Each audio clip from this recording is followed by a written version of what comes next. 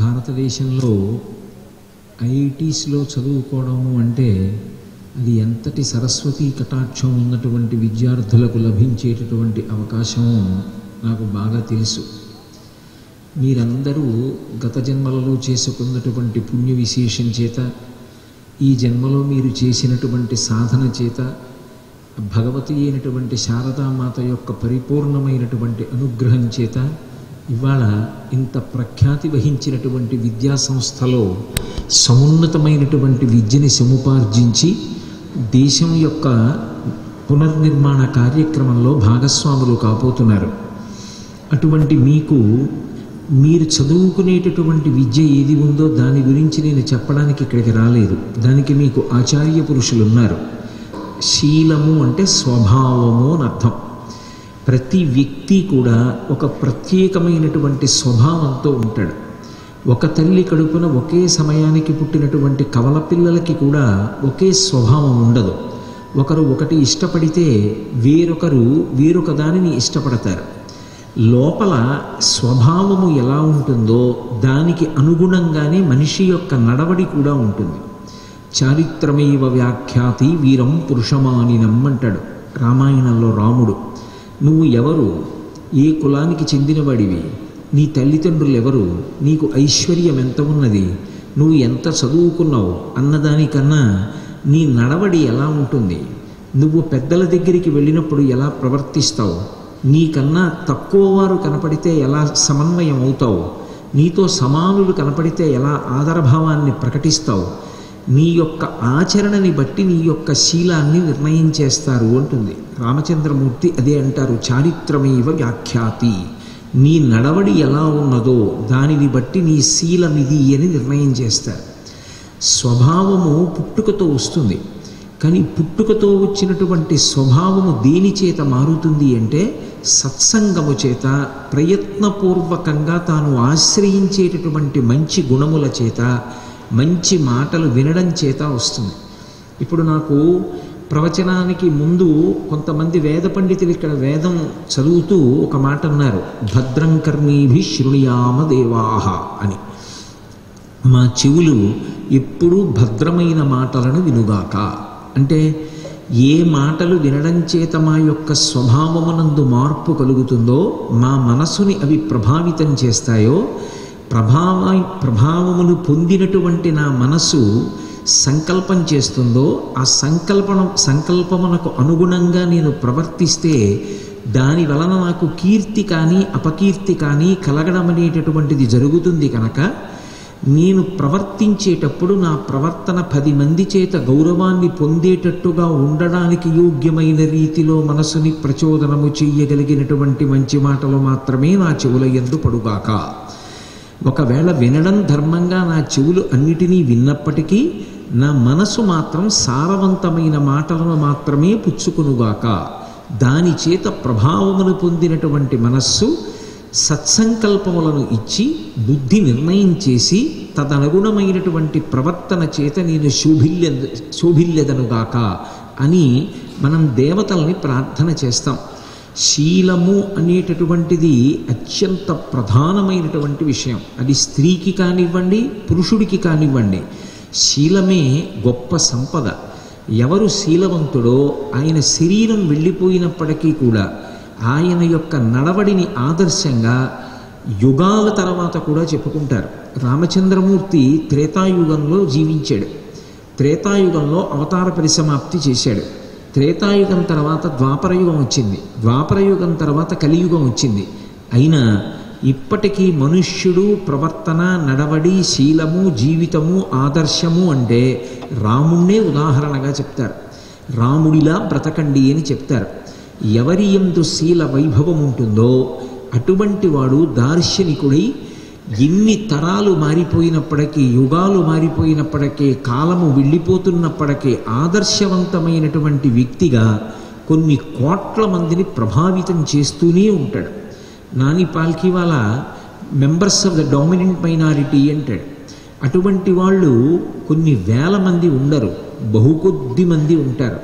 కానీ వాళ్ళు కొన్ని కోట్ల మంది యొక్క జీవితాల్ని ప్రచోదనం చేసి చక్కటి మార్గంలో నడిపిస్తారు. కామకోటి పీఠాధిపత్యం వహించిన చంద్రశేఖరేంద్ర సరస్వతి మహాస్వామి, శృంగగిరి పీఠాధిపత్యం వహించిన చంద్రశేఖర భారతీ మహాస్వామి, రామకృష్ణ పరమహంస, స్వామి వివేకానంద, మోక్షగుండం విశ్వేశ్వరయ్య గారు, అలాగే భగవాన్ రమణ మహర్షి, ఇటువంటి వారందరూ కూడా దార్శనికులు. వీరు అన్నటువంటి మాట ఏదుంటుందో అది కాలమునందు ఇక పనికి రాకుండా పోయిందన్న మాట ఉండదు. అవి ఎంత కాలమునకు కూడా అందరికీ ఉద్ధారకములై ఉంటాయి. అంత సారవంతమైనటువంటి మాట ఎవరి నోటి వెంట వస్తుంది అంటే అంత గొప్ప శీల వైభవం కలిగినటువంటి వారి నోటి వెంట మాత్రమే వస్తుంది. అందుకే శీల నిర్మాణము అనేటటువంటిది అత్యంత ప్రధానమైన అంశం. అసలు నడవడి ప్రవర్తించుట అన్నప్పుడు దానికి ఉండవలసినదేది? అసలు శరీరం అంటూ ఒకటి ఉంటే ఆ శరీరం ఆరోగ్యంగా ఉంటే ప్రవర్తించడం, 10 మందికి ఉపయోగపడడం, 10 మంది ఆయన్ని చూసి ఆదర్శంగా స్వీకరించడం అనే మాట వస్తుంది. అసలు ఈ శరీరమే లేదనుకోండి, ఇది రోగగ్రస్తం అయిపోయిందనుకోండి, ఇది మంచాన పడిపోయిందనుకోండి, ఇక నడవడి అన్న మాట ఎక్కడి నుంచి వస్తుంది? నడవడి అన్న మాట ఉండదు. అసలు రోగగ్రస్తుడై మంచాన పడిపోయినటువంటి వ్యక్తి తనకు తానే పనికిరాడు, ఆయనకే వేరొకరు సేవ చేయాలి. ఇక ఆయన ఎవరికి ఉపయోగపడగలడు? ఎవరికి ఆయన దార్శనికుడుగా నిలబడగలడు? భగవంతుడు మనకిచ్చినటువంటి పరమాద్భుతమైనటువంటి సాధనం ఈ శరీరం. ఈ శరీరం ధర్మార్థ కామమోక్షములకు హేతు. దీనితో ఎన్నో విషయాలు చక్కపెట్టవచ్చు. దీనిలోంచి వచ్చినటువంటి మాట కొన్ని కోట్ల మంది అజ్ఞానాన్ని పోగొడుతుంది. ఇది ప్రవర్తించేటటువంటి విధానం కొన్ని కోట్ల మందికి ఆదర్శప్రాయమవుతుంది. అటువంటి శరీరాన్ని పరమేశ్వరుడు ఇచ్చినప్పుడు దాన్ని నిలబెట్టి పోషించుకుని రక్షించుకోవడం శీల నిర్మాణంలో మొట్టమొదట ఉండవలసినటువంటి లక్షణం. ఇది దేని చేత పోషింపబడుతుంది? వేదాంతంలో ఈ శరీరానికి అన్నవికారము అని పేరు. మనం తినేటటువంటి పదార్థం ఏదుంటుందో దానికి అన్నము అని పేరు. కానీ వేదాంతంలో కేవలం మనం తినేది మాత్రమే అన్నం కాదు. అన్నము అన్న మాటకి 2 అర్థాలు ఉన్నాయి. మన చేత తినబడునది మనని తినునది అని 2 అర్థాలు. అది మనని తినేస్తుంది, మనం దాన్ని తింటాం. కొంతకాలం అన్నం తిని నా శరీరం పెరుగుతుంది. కొంతకాలం అయిన తర్వాత ఏ అన్నం నేను తింటానో అదే నన్ను తింటుంది. ఎందుచేత అంటే ఏది కూడా అధికంగా పుచ్చుకోవడానికి వీల్లేదు. ఈ శరీరమును పోషించడానికి ఆహారాన్ని తీసుకోవాలి తప్ప జిహ్వేంద్రియానికి లొంగి ఆహారాన్ని ఎప్పుడూ తీసుకోకూడదు. నాలుకకి కడుపుకి పరస్పర విరోధం. కడుపుకి కంటికి దగ్గరి సంబంధం. కడుపు నిండిపోయిందనుకోండి, కనురెప్ప పడిపోతుంది. నాలుక రుచి కోసమని పదార్థాన్ని తీసుకురమ్మని అడుగుతుంది. ఒక మధుమేహ వ్యాధిగ్రస్తుడు ఉన్నాడనుకోండి, ఆయన తీపి పదార్థం తినకూడదు. కానీ నాలుకంటుంది, నువ్వు తీపి పదార్థం తిను తిను అని ప్రోత్సహిస్తుంది. రుచిని ఎంతసేపు అనుభవిస్తుంది? ఒక్క క్షణకాలం అనుభవిస్తుంది. కానీ కడుపులోకి ఒకసారి పదార్థం వెళ్ళిపోయిందనుకోండి, ఏది తినకూడదో అది తిన్ననాడు అదే విషంగా మారిపోతుంది. తినకూడనటువంటి మధుర పదార్థాన్ని ఎక్కువ పుచ్చుకున్నాడు అనుకోండి మధుమేహ వ్యాధిగ్రస్తుడు, దాని వలననే ఆయనకి అంధత్వం రావచ్చు, గుండెపోటు రావచ్చు, అత్యంత ప్రధానమైనటువంటి శరీరానికి సంబంధించిన అవయవములు దెబ్బతినవచ్చు. ఇప్పుడు ఆ అన్నం శరీర పోషణకి పనికి రాలేదు, శరీరం పాడవడానికి పనికొస్తుంది. అందుకే అసలు మొట్టమొదట ఉండవలసిన లక్షణం ఏది అంటే, ఎటువంటి ఆహారాన్ని తీసుకోవాలో అటువంటి ఆహారాన్ని మాత్రమే తీసుకోవాలి తప్ప శరీర పోషణకు పనికిరానటువంటి ఆహారాన్ని, శరీరాన్ని పాడు చేసేటటువంటి ఆహారాన్ని ఎప్పుడూ తీసుకోకూడదు. దేవీ భాగవతంలో వ్యాస భగవానుడు ఒక మాట అంటాడు, కుభోజనీన దివసః అంటాడు. చేయకూడనటువంటి భోజనం ఒక్కరోజు చేస్తే, తినకూడని పదార్థాన్ని తీసుకుంటే ఆ రోజు చెడిపోతుంది. ఆరోగ్యం సరిగా లేదనుకోండి, మీరు చదవలేరు, మీరు ఉపన్యాసం చెప్పలేరు, ఆ రోజు పరీక్ష ఉన్నా మీరు వ్రాయలేరు. శరీరానికి రోగనిరోధక శక్తి కానీ ఆరోగ్యం కానీ ఎక్కడి నుంచి వస్తుంది అంటే తినడంలోనే వస్తుంది. అందుకే విద్యార్థి దశలో ఉపవాసాన్ని శాస్త్రం నిర్దేశించలేదు. ఏకాదశి ఉపవాసం కూడా విద్యార్థులకు ఇవ్వలేదు. ఎందుకని అంటే ఆ సమయంలో సారవంతమైనటువంటి ఆహారాన్ని తీసుకోవాలి. దీనికి మనకి ప్రత్యక్షమైనటువంటి ఉదాహరణగా నిలబడేవారెవరు అంటే వెంకటేశ్వరుడు. మనం తెల్లవారి లేస్తే ఏడుకొండల మీద ఉన్నటువంటి వెంకటేశ్వర స్వామి వారి దర్శనానికి వెడతాం. వెంకటేశ్వర స్వామి వారికి ఒక రోజు కార్యక్రమ ప్రారంభంలో నివేదన చేసేటటువంటి మొట్టమొదటి నైవేద్య పదార్థం ఏమిటో తెలుసా మీకు? ఒకరోజు ప్రారంభమవుతోంది, పూజ మొదలవగానే, సుప్రభాతం పూర్తయిపోగానే లోపల ఆయనకి మొదటి నైవేద్యంగా దేన్ని సమర్పిస్తారో మీ ఎవరికైనా తెలుసా? పిల్లలకి ఆయనకి సమర్పించే మొట్టమొదటి పదార్థం పెరుగు అన్నం పెడతారు. దాన్ని మాత్రాప్రసాదము అని పిలుస్తూ ఉంటారు. అసలు దాని పేరు మాతృప్రసాదము. అమ్మగారైనటువంటి ఆ తల్లి వకుళమాత ఇంతమంది వస్తూ ఉంటారు, అలా నిలబడి ఉంటాడు, వాళ్ళు విడిచిపెట్టిన గాలంతా పీలుస్తూ ఉంటాడు, ఇంతమంది యొక్క మొరలలా వింటూనే ఉండాలి అని ఆయన ఆరోగ్యం కోసమని ప్రతిరోజు సద్దెన్నంలో పెరుగు వేసి నైవేద్యం ఇస్తుంది పిల్లవాడికి. అదే వెంకటేశ్వర స్వామి వారికి ప్రసాదం. కోటేశ్వరరావు గారు అబద్ధం చెప్పారని మీరు అనుకుంటే, వెంకటేశ్వర స్వామి వారి యొక్క పూజలు నిర్వహించేటటువంటి అర్చకుల్ని అడగండి. విశాఖపట్నం వెంకటేశ్వర వైభవోత్సవాలు జరుగుతున్నప్పుడు నేను ఈ ప్రథమ నైవేద్యం మీద వ్యాఖ్యానం కూడా చేశాను. అంటే వెంకటేశ్వర స్వామి ఆదర్శంగా మనకి చెప్తున్నాడు, ఒక పిల్లవాడి జీవితంలో ఒక రోజు దేనితో ప్రారంభం అవ్వాలి అంటే అమ్మ చేతి అన్నంతో ప్రారంభం కావాలి. అమ్మ పెట్టినటువంటి అన్నం, ఆ అన్నంలో పెరుగు వేసుకుని తిని, కమ్మటి పెరుగు అన్నం తిని బయటికి వస్తే కడుపులో చల్లగా ఉంటుంది, విశేషమైన దాహము ఉండదు, బుద్ధికి ప్రచోదనం. పగటి పూట ప్రారంభకాలం పెరుగుతో తిన్నాడు కనుక శరీరం శక్తిని పుంజుకుని ఆ పెరుగు వలన కలిగినటువంటి శక్తి గ్రహణ శక్తికి, నడవడానికి, శరీరం యొక్క కదలికలకి ఉపయుక్తమవుతుంది. తినేటప్పుడు ఏదో తినడం కాదు, ఏదైనా ఒక పదార్థం నిలవ ఉండాలి అంటే ఆ పదార్థమునందు ఒక స్వభావం ఉంటుంది.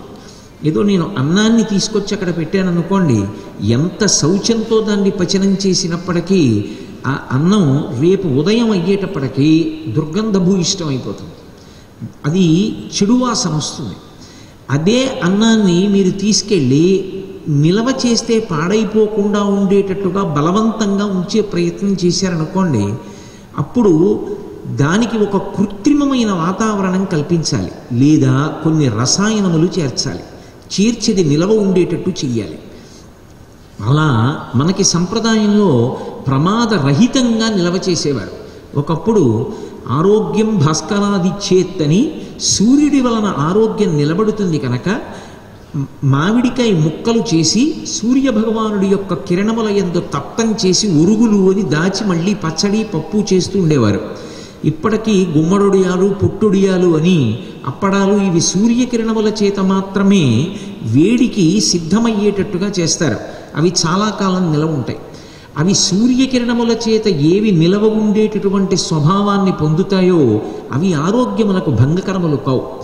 కృత్రిమంగా రసాయనములను చేర్చి ఏవి చాలా కాలం నిలవ చేసేటటువంటి పదార్థములు ఉంటాయో ఆ పదార్థములు అప్పటికి నాలుక మీద రుచికి బాగుంటాయేమో కానీ భగవంతుడు పెట్టినటువంటి అత్యద్భుతమైనటువంటి జీర్ణకోశానికి ఆ జీర్ణ వ్యవస్థని పాడు చేసేస్తాయి.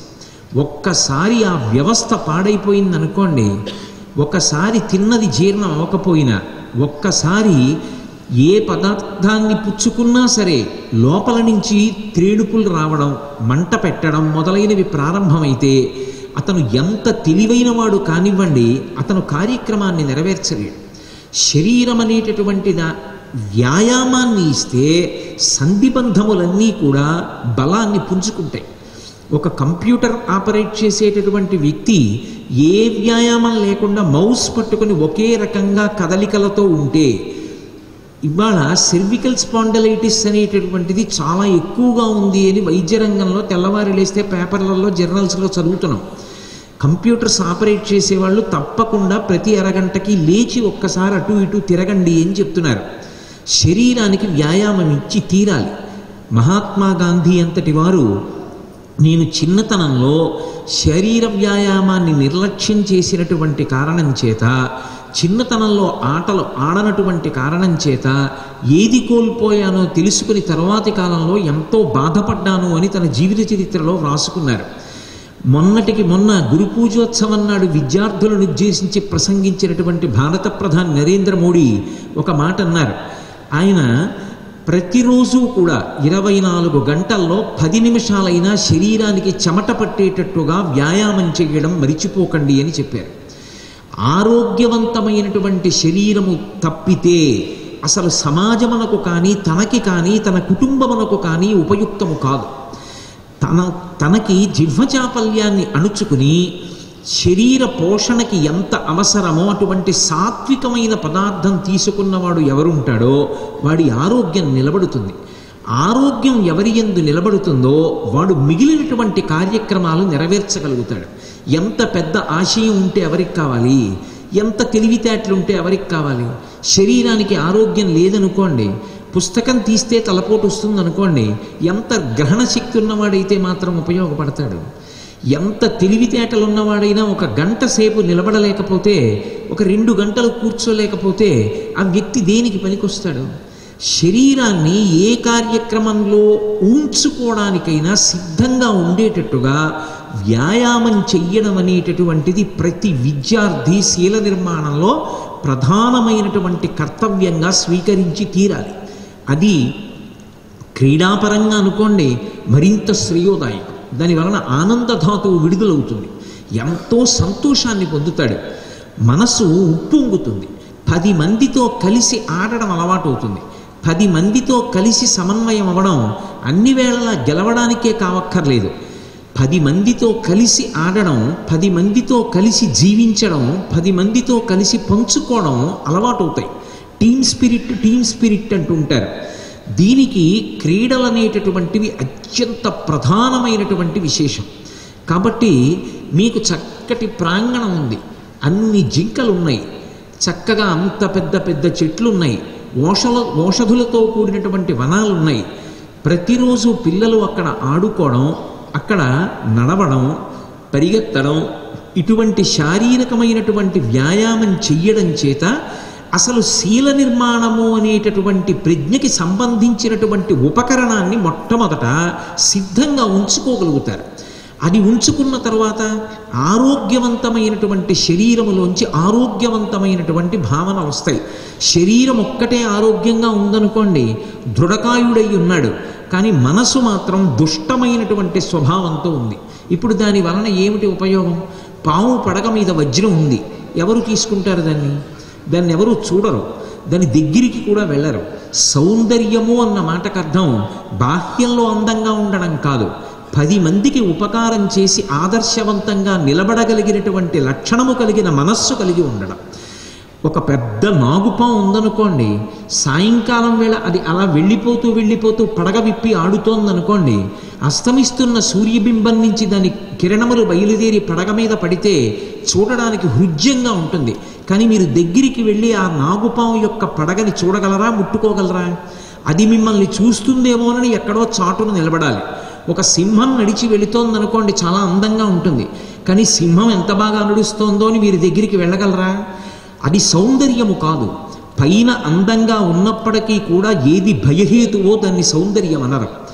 ఏది పైకి అందంగా లేకపోయినా మీకు మాత్రం శ్రేయోదాయకమో దానిని సౌందర్యమని పిలుస్తారు.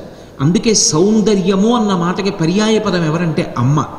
అమ్మ ఎంత కాలం అయిపోనివ్వండి, బిడ్డని కన్న దగ్గర నుంచి తన శరీరం విడిచిపెట్టేసే వరకు బిడ్డ యొక్క శ్రేయస్సు కోరుతుంది తప్ప తన స్వార్థంతో నాకు ఇది కావాలని అమ్మ ఏనాడూ కోరుకోదు. అటువంటి అమ్మ సౌందర్యానికి పర్యాయ పదం. అందుకే శంకరాచార్యుల వారు శివానందలహరి అన్నారు, కానీ జననీ ఆనందలహరి అనో అంబానందలహరి అనో అనలేదు, సౌందర్యలహరి అన్నారు. అమ్మ అంటే సౌందర్యము, అమ్మ అంటే ఆశీర్వచనము, అమ్మ అంటే శ్రేయస్సు, అమ్మ అంటే క్షేమం, అమ్మ అంటే ఆప్యాయత, అమ్మ అన్న మాట గొప్ప ఓదార్పు. అటువంటి అమ్మ ఎటువంటి సౌందర్యమో అంత మంచి మనస్సు ఉన్నవాడు ఎవరుంటాడో ఆయన బాహ్యంలో శరీరం ఎలా ఉంటుంది అన్నదానితో సంబంధం ఉండదు. మనసు మంచిది కావాలి. మనసు మంచిది కావాలి అంటే అది బాహ్యంలో చేసేటటువంటి వ్యాయామము చేత శరీరం ఎలా తయారవుతుందో, మంచి శీల నిర్మాణమునకు అవసరమైనటువంటి మంచి మనసు దేని చేత తయారవుతుంది అంటే మీరు దానికి ఆశ్రయంగా ఏమిచ్చారన్న దాన్ని బట్టి తయారవుతుంది. మీరు ఎటువంటి పుస్తకాలు చదువుతూ ఉంటారు, మీరు ఎటువంటి స్నేహితులతో కలిసి తిరుగుతూ ఉంటారు, మీరు ఏ విషయాల్ని చూస్తూ ఉంటారు, మీరు ఏ విషయాల్ని వింటూ ఉంటారు, మీరు ఏ విషయాన్ని తెలుసుకునే ప్రయత్నం చేస్తూ ఉంటారు, దీన్ని బట్టి మీ యొక్క మనసులో సంకల్పములు తయారవడం అనేటటువంటిది ప్రారంభం అవుతుంది. ఒక మంచి సంకల్పం కలగడం అంత తేలికైన విషయం కాదు. అసలు ఒక మంచి సంకల్పం ఎవరి యందైనా కలిగింది అంటే అది ఒక నవశకానికి నాంది. ఎక్కడో ఎవరి యందో ఒక ఆలోచన వస్తుంది. Everybody knows apple falls down but Newton is the only man who asked why. అందరికీ తెలుసు యాపిల్ పండు కింద పడుతుందని, ఒక్క న్యూటనే కిందనే ఎందుకు పడాలి అని అడిగాడు. భూమ్యాకర్షణ సిద్ధాంతం వచ్చింది. అసలు మొట్టమొదట లోపల ఒక ఆలోచన వచ్చిందనుకోండి, తతో రావణనీతాయా సీతాయా శత్రుకర్షణ ఈయేష పథమన్వేష్టం చారణాచరితే పథి అంటారు వాల్మీకి మహర్షి రామాయణంలో. ఈయేష మనసులో ఒక సంకల్పం కలగడం దేశ చరిత్రని తిరిగి రాస్తుంది. ఒక వ్యక్తి మనసులో ఒక ఆలోచన వచ్చింది, అది మంచి ఆలోచన, పరిపుష్టమైనటువంటి మనసులోంచి వచ్చింది, మంచి మనసులోంచి వచ్చిన ఒక మంచి సంకల్పం. ఆ మంచి సంకల్పం ప్రపంచాన్నే ఒక కొత్త దిక్కు వైపుకి తిప్పేస్తుంది. అలా తిప్పిన వారు ఎవరున్నారో వారు మహాపురుషులు. అది శీల వైభవం అంటే. నేను మీకు ఒక ఉదాహరణ చెప్పాలి అంటే, సంకల్పం చేయడం తేలిక, కానీ సంకల్పాన్ని నిలబెట్టుకునేటటువంటి ప్రయత్నం చేయడం మాత్రం అంత తేలికైనటువంటి విషయం కాదు. నెల్సన్ మండేలా దక్షిణాఫ్రికాలో జాతి వివక్షకి వ్యతిరేకంగా పోరాటం చేసే ప్రయత్నం చేశారు. 27 సంవత్సరముల పాటు కారాగారవాసం చేశాడు. ఎటువంటి కారాగారవాసం అంటే, అబ్దుల్ కలాం గారు ఆయన ఇండామిటబుల్ స్పిరిట్ అన్న పుస్తకంలో నెల్సన్ మండేలాని ఆయన కలుసుకున్నటువంటి విశేషాల్ని వర్ణించారు. ఆ డెవిల్ స్పీక్ మొదలైనటువంటి 3 శిఖరములు కలిగినటువంటి చోట, ఆ కేప్ టౌన్లో సముద్ర ఘోష మాత్రమే వినపడేటటువంటి ఒక భయంకరమైనటువంటి కారాగారం. ఇంకొక వ్యక్తితో సంపర్కం ఉండదు. మనిషి అన్నవాడు కనపడడం. Man is a social animal అన్న ప్రొవెర్బ్ మీరు వినుంటారు.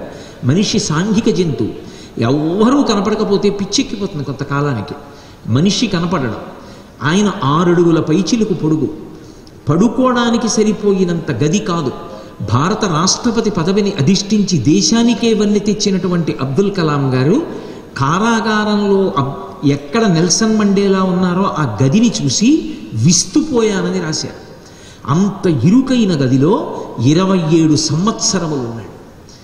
జాతి వివక్షకి వ్యతిరేకంగా పోరాటం చేసి 27 సంవత్సరములు ఉండి, తనని కారాగారంలో పెట్టినటువంటి శ్వేతజాతీయులు ఇచ్చినటువంటి చిన్న చిన్న తెల్ల కాగితాల మీద పెన్ను పట్టుకుని పెద్ద పెద్ద అక్షరాలతో వ్రాస్తే ఇంకొక కాగితం ఇవ్వరని చిన్ని చిన్ని అక్షరాలతో a long walk to freedom అన్న పుస్తకాన్ని రచన చేస్తుంటే, ఆయనకి దృష్టి బాగా ఉంది కాబట్టి వ్రాయగలుగుతున్నాడని అకస్మాత్తుగా విపరీతమైనటువంటి ఎండ కాస్తున్న చోటికి తీసుకెళ్లి రాళ్లు కొట్టిస్తే ఆ సూర్యకిరణములు కళ్ళల్లో పడిన కారణం చేత ఆయనకి దృష్టి మందగించిపోయింది. 27 సంవత్సరముల అవిశ్రాంత పోరాటం చేశాడు. అంత అవిశ్రాంత పోరాటం చేస్తే ఆయన దక్షిణాఫ్రికాకి స్వాతంత్రం తీసుకురాగలిగాడు, దక్షిణాఫ్రికాకి అధ్యక్షుడు కాగలిగాడు. బయటికి రాగానే తనని ఇంత ఇబ్బంది పెట్టినటువంటి వారిని సాదరంగా కౌగిలించుకుని అధికార పీఠాల మీద తన పక్కన కూర్చోపెట్టుకున్నాడు. ఒక మనిషి సంకల్పానికి నిలబడగలగడం అనేటటువంటి మాట అంత కష్టంగా ఉంటుంది. 1920వ సంవత్సరంలో సహాయ నిరాకరణోద్యమం వల్ల భారతదేశానికి స్వాతంత్రము సంభవించేటటువంటి స్థితి ఉన్నప్పటికీ కూడా తన సిద్ధాంతానికి వ్యతిరేకంగా చౌరీ చౌరా అన్న ప్రదేశంలో పోలీసుల్ని సజీవ దహనం చేసేశారు ఉద్యమకారులు అన్న వార్త తెలుసుకున్నటువంటి గాంధీ గారు, స్వాతంత్ర్యం రావడం ఆలస్యమైనా పర్వాలేదు కానీ నా సిద్ధాంతం వమ్మైపోవడానికి వీలు లేదని వెంటనే ఉద్యమాన్ని విరమణ చేసేశారు. ఒక మనిషి సంకల్పాన్ని ఎలా చేశాడో అలా సంకల్పానికి నిలబడగలిగినటువంటి ప్రజ్ఞ లోపల ఉండడం అంత తేలికైనటువంటి విషయం కాదు. దానికి ఆటు పోటు 2 ఉంటాయి. ఒక్కొక్కసారి పైకి ఎంతో అందంగా కనపడి ఆ లక్ష్యం వైపుకి చేరకుండా చేసేటటువంటి కారణాలు ఉంటాయి. పిల్లలందరూ చదువుకోవాలని ఉంటారు, అందరూ పిల్లలకి చదువుకోవాలని ఉంటుంది తప్ప మనం చదువుకోకుండా పాడైపోవాలని ఏ పిల్లవాడు అనుకోడు. కానీ కొంతమంది పిల్లల యొక్క మనస్సు యందు కొన్ని బలహీనతలు ఉంటాయి. ఇవాళ ఈ ఒక్క 10 ఓవర్లు చూసేసి వెళ్ళిపోదాం అనుకుంటాడు. ఏదో తనకిష్టమైనటువంటి బ్యాట్స్మెన్ ఉంటాడు, ఆయన ఉన్నంతసేపు చూద్దాం అనుకుంటాడు. ఆయన ఒక 40 ఓవర్లు ఆడతాడు. ఆయన 50 ఓవర్స్ మ్యాచ్ని అలాగే చూస్తూ ఉంటాడు. తెల్లవారితే పరీక్ష. ఆయనని మోహకారకం, ఆయనని ఆకర్షించేసింది. ఆ క్రికెట్ మ్యాచ్ చూస్తూ ఉండిపోయాడు. రాత్రి నిద్రపోతున్నా అంతసేపు క్రికెట్ మ్యాచ్ చూసి వెంటనే పుస్తకం తీశారనుకోండి, మనసు వెంటనే పుస్తకం దగ్గరికి రాదు, ఇంకా దాన్ని స్మరిస్తూ ఉంటుంది. అక్కడ విడిచిపెట్టి ఇక్కడికి వచ్చి మీరు కంటితో చూస్తున్నది లోపలికి పుచ్చుకోవడానికి సమయం తీసుకుంటుంది. ఈలోగా కళ్ళు బడలిపోయి శరీరం బడలిపోయింది, నిద్ర వస్తుంది. మరునాడు పరీక్ష. తనతో చదువుకుంటున్నటువంటి పక్క పిల్లవాడికి వచ్చినటువంటి స్థితి మార్కులు ఇతనికి రావు. ఇతను తప్పు చేసినవాడు కాడు, ఇతను సమర్థత లేనివాడు కాదు. కానీ ఏ సమయంలో దేనివైపు ఆకర్షింపబడకూడదో దాని వైపు ఆకర్షింపబడ్డాడు, నిగ్రహించుకోలేకపోయాడు. నిగ్రహంతో దేని వైపుకు వెళ్ళకూడదో దాని వైపుకు వెళ్లకుండా ఆగగలిగితే తప్ప లక్ష్యమును చేరలేడు. శీలమునందు అత్యంత ప్రధానమేది. ముందుకు వెళ్ళిపోవడమే కాదు, దేని వైపుకు వెళ్ళకూడదో దాని వైపుకు వెళ్లకుండా ఆగడం కూడా అంతే అవసరం. అందుకే శీల వైభవాన్ని ఎప్పుడూ ఒక కారుతో పోలిస్తారు. ఒక కారుకి యాక్సిలరేటర్ ఉంటుంది, అది నొక్కితే వేగంగా వెడుతుంది. ఒక్క యాక్సిలరేటర్ ఉంటే కారు కాదు, దానికి బ్రేక్ కూడా ఉంటేనే కారు. వేగంగా వెళ్ళిపోవడం ఒక్కటే కాదు కారుకు కావలసింది. ఐఐటి చెన్నై క్యాంపస్లో కారు వెళ్ళిపోతుంటే ఒక జింక అడ్డొచ్చింది అనుకోండి, ఈ కారు వెళ్ళడానికే ఉపయోగపడుతుంది కానీ ఆగడానికి ఉపయోగపడదన్న కారు ఆ కారులో ఉన్నవాడిని లక్ష్యానికి ఎలా చేరుస్తుంది? అది ఆగాలంటే ఏ చెట్టునో కొట్టాలి, ఏ కిందో పడాలి. అంటే లోపల ఉన్నవాడు ఎలా చేరుతాడు లక్ష్యాన్ని? కావలసిన చోట ఆగడం కూడా అవసరం. ఎక్కడ ఆగాలో అక్కడ ఆగాలి, ఎక్కడ దూసుకుపోవాలో అక్కడ దూసుకుపోవాలి. వేగంగానూ వెళ్ళాలి, ఆగవలసిన చోట ఆగాలి. ఈ రెండు చేతకాని వాడు జీవితంలో లక్ష్యాన్ని చేరలేడు. శీల వైభవమునందు అత్యంత ప్రధానమైనది ఇది. దేని వైపు ఆకర్షింపబడకుండా ఉండాలో దాని వైపు ఆకర్షింపబడకుండా నిగ్రహించుకోగలిగినటువంటి శక్తి కావాలి. ఎందుచేత అంటే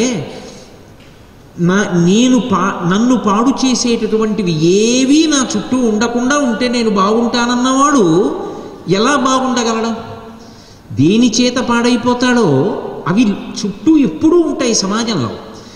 ఏవి నిన్ను ఆకర్షిస్తాయో అవి నీ చుట్టూ ఉన్నా నువ్వు పాడైపోకుండా ఉండగలిగినటువంటి లక్షణాన్ని నువ్వు పెంపొందించుకోవాలి. పనస పండులో పనస తొనలు ఉన్నాయి, తొనలు కావాలి. పాలు అంటుకోకూడదు, పాలు అంటుకోకుండా జిగురంటుకోకుండా తొనలు కావాలి అని నువ్వు అనుకుంటే చేతికి నూనె రాసుకుని నువ్వు పనసపండు కొడితే తొనలు తీసుకోవచ్చు. ఏది నీకు అంటుకోకూడదో దాన్ని అంటుకోకుండా చూసుకోవాలి. 10 మంది మధ్యలో ఉండాలి. జిగురంటుకోకుండా తొనలు తీసుకోవాలని కోరుకున్నవాడు ఎప్పటికీ పనసపండులోంచి తొనలు తీయలేడు. చేతికి నూనె రాసుకొని తొనలు తీస్తానన్నవాడు జిగురంటుకోకుండా తొనలు తీయగలడు, తాను తినగలడు, 10 మందికి పెట్టగలడు.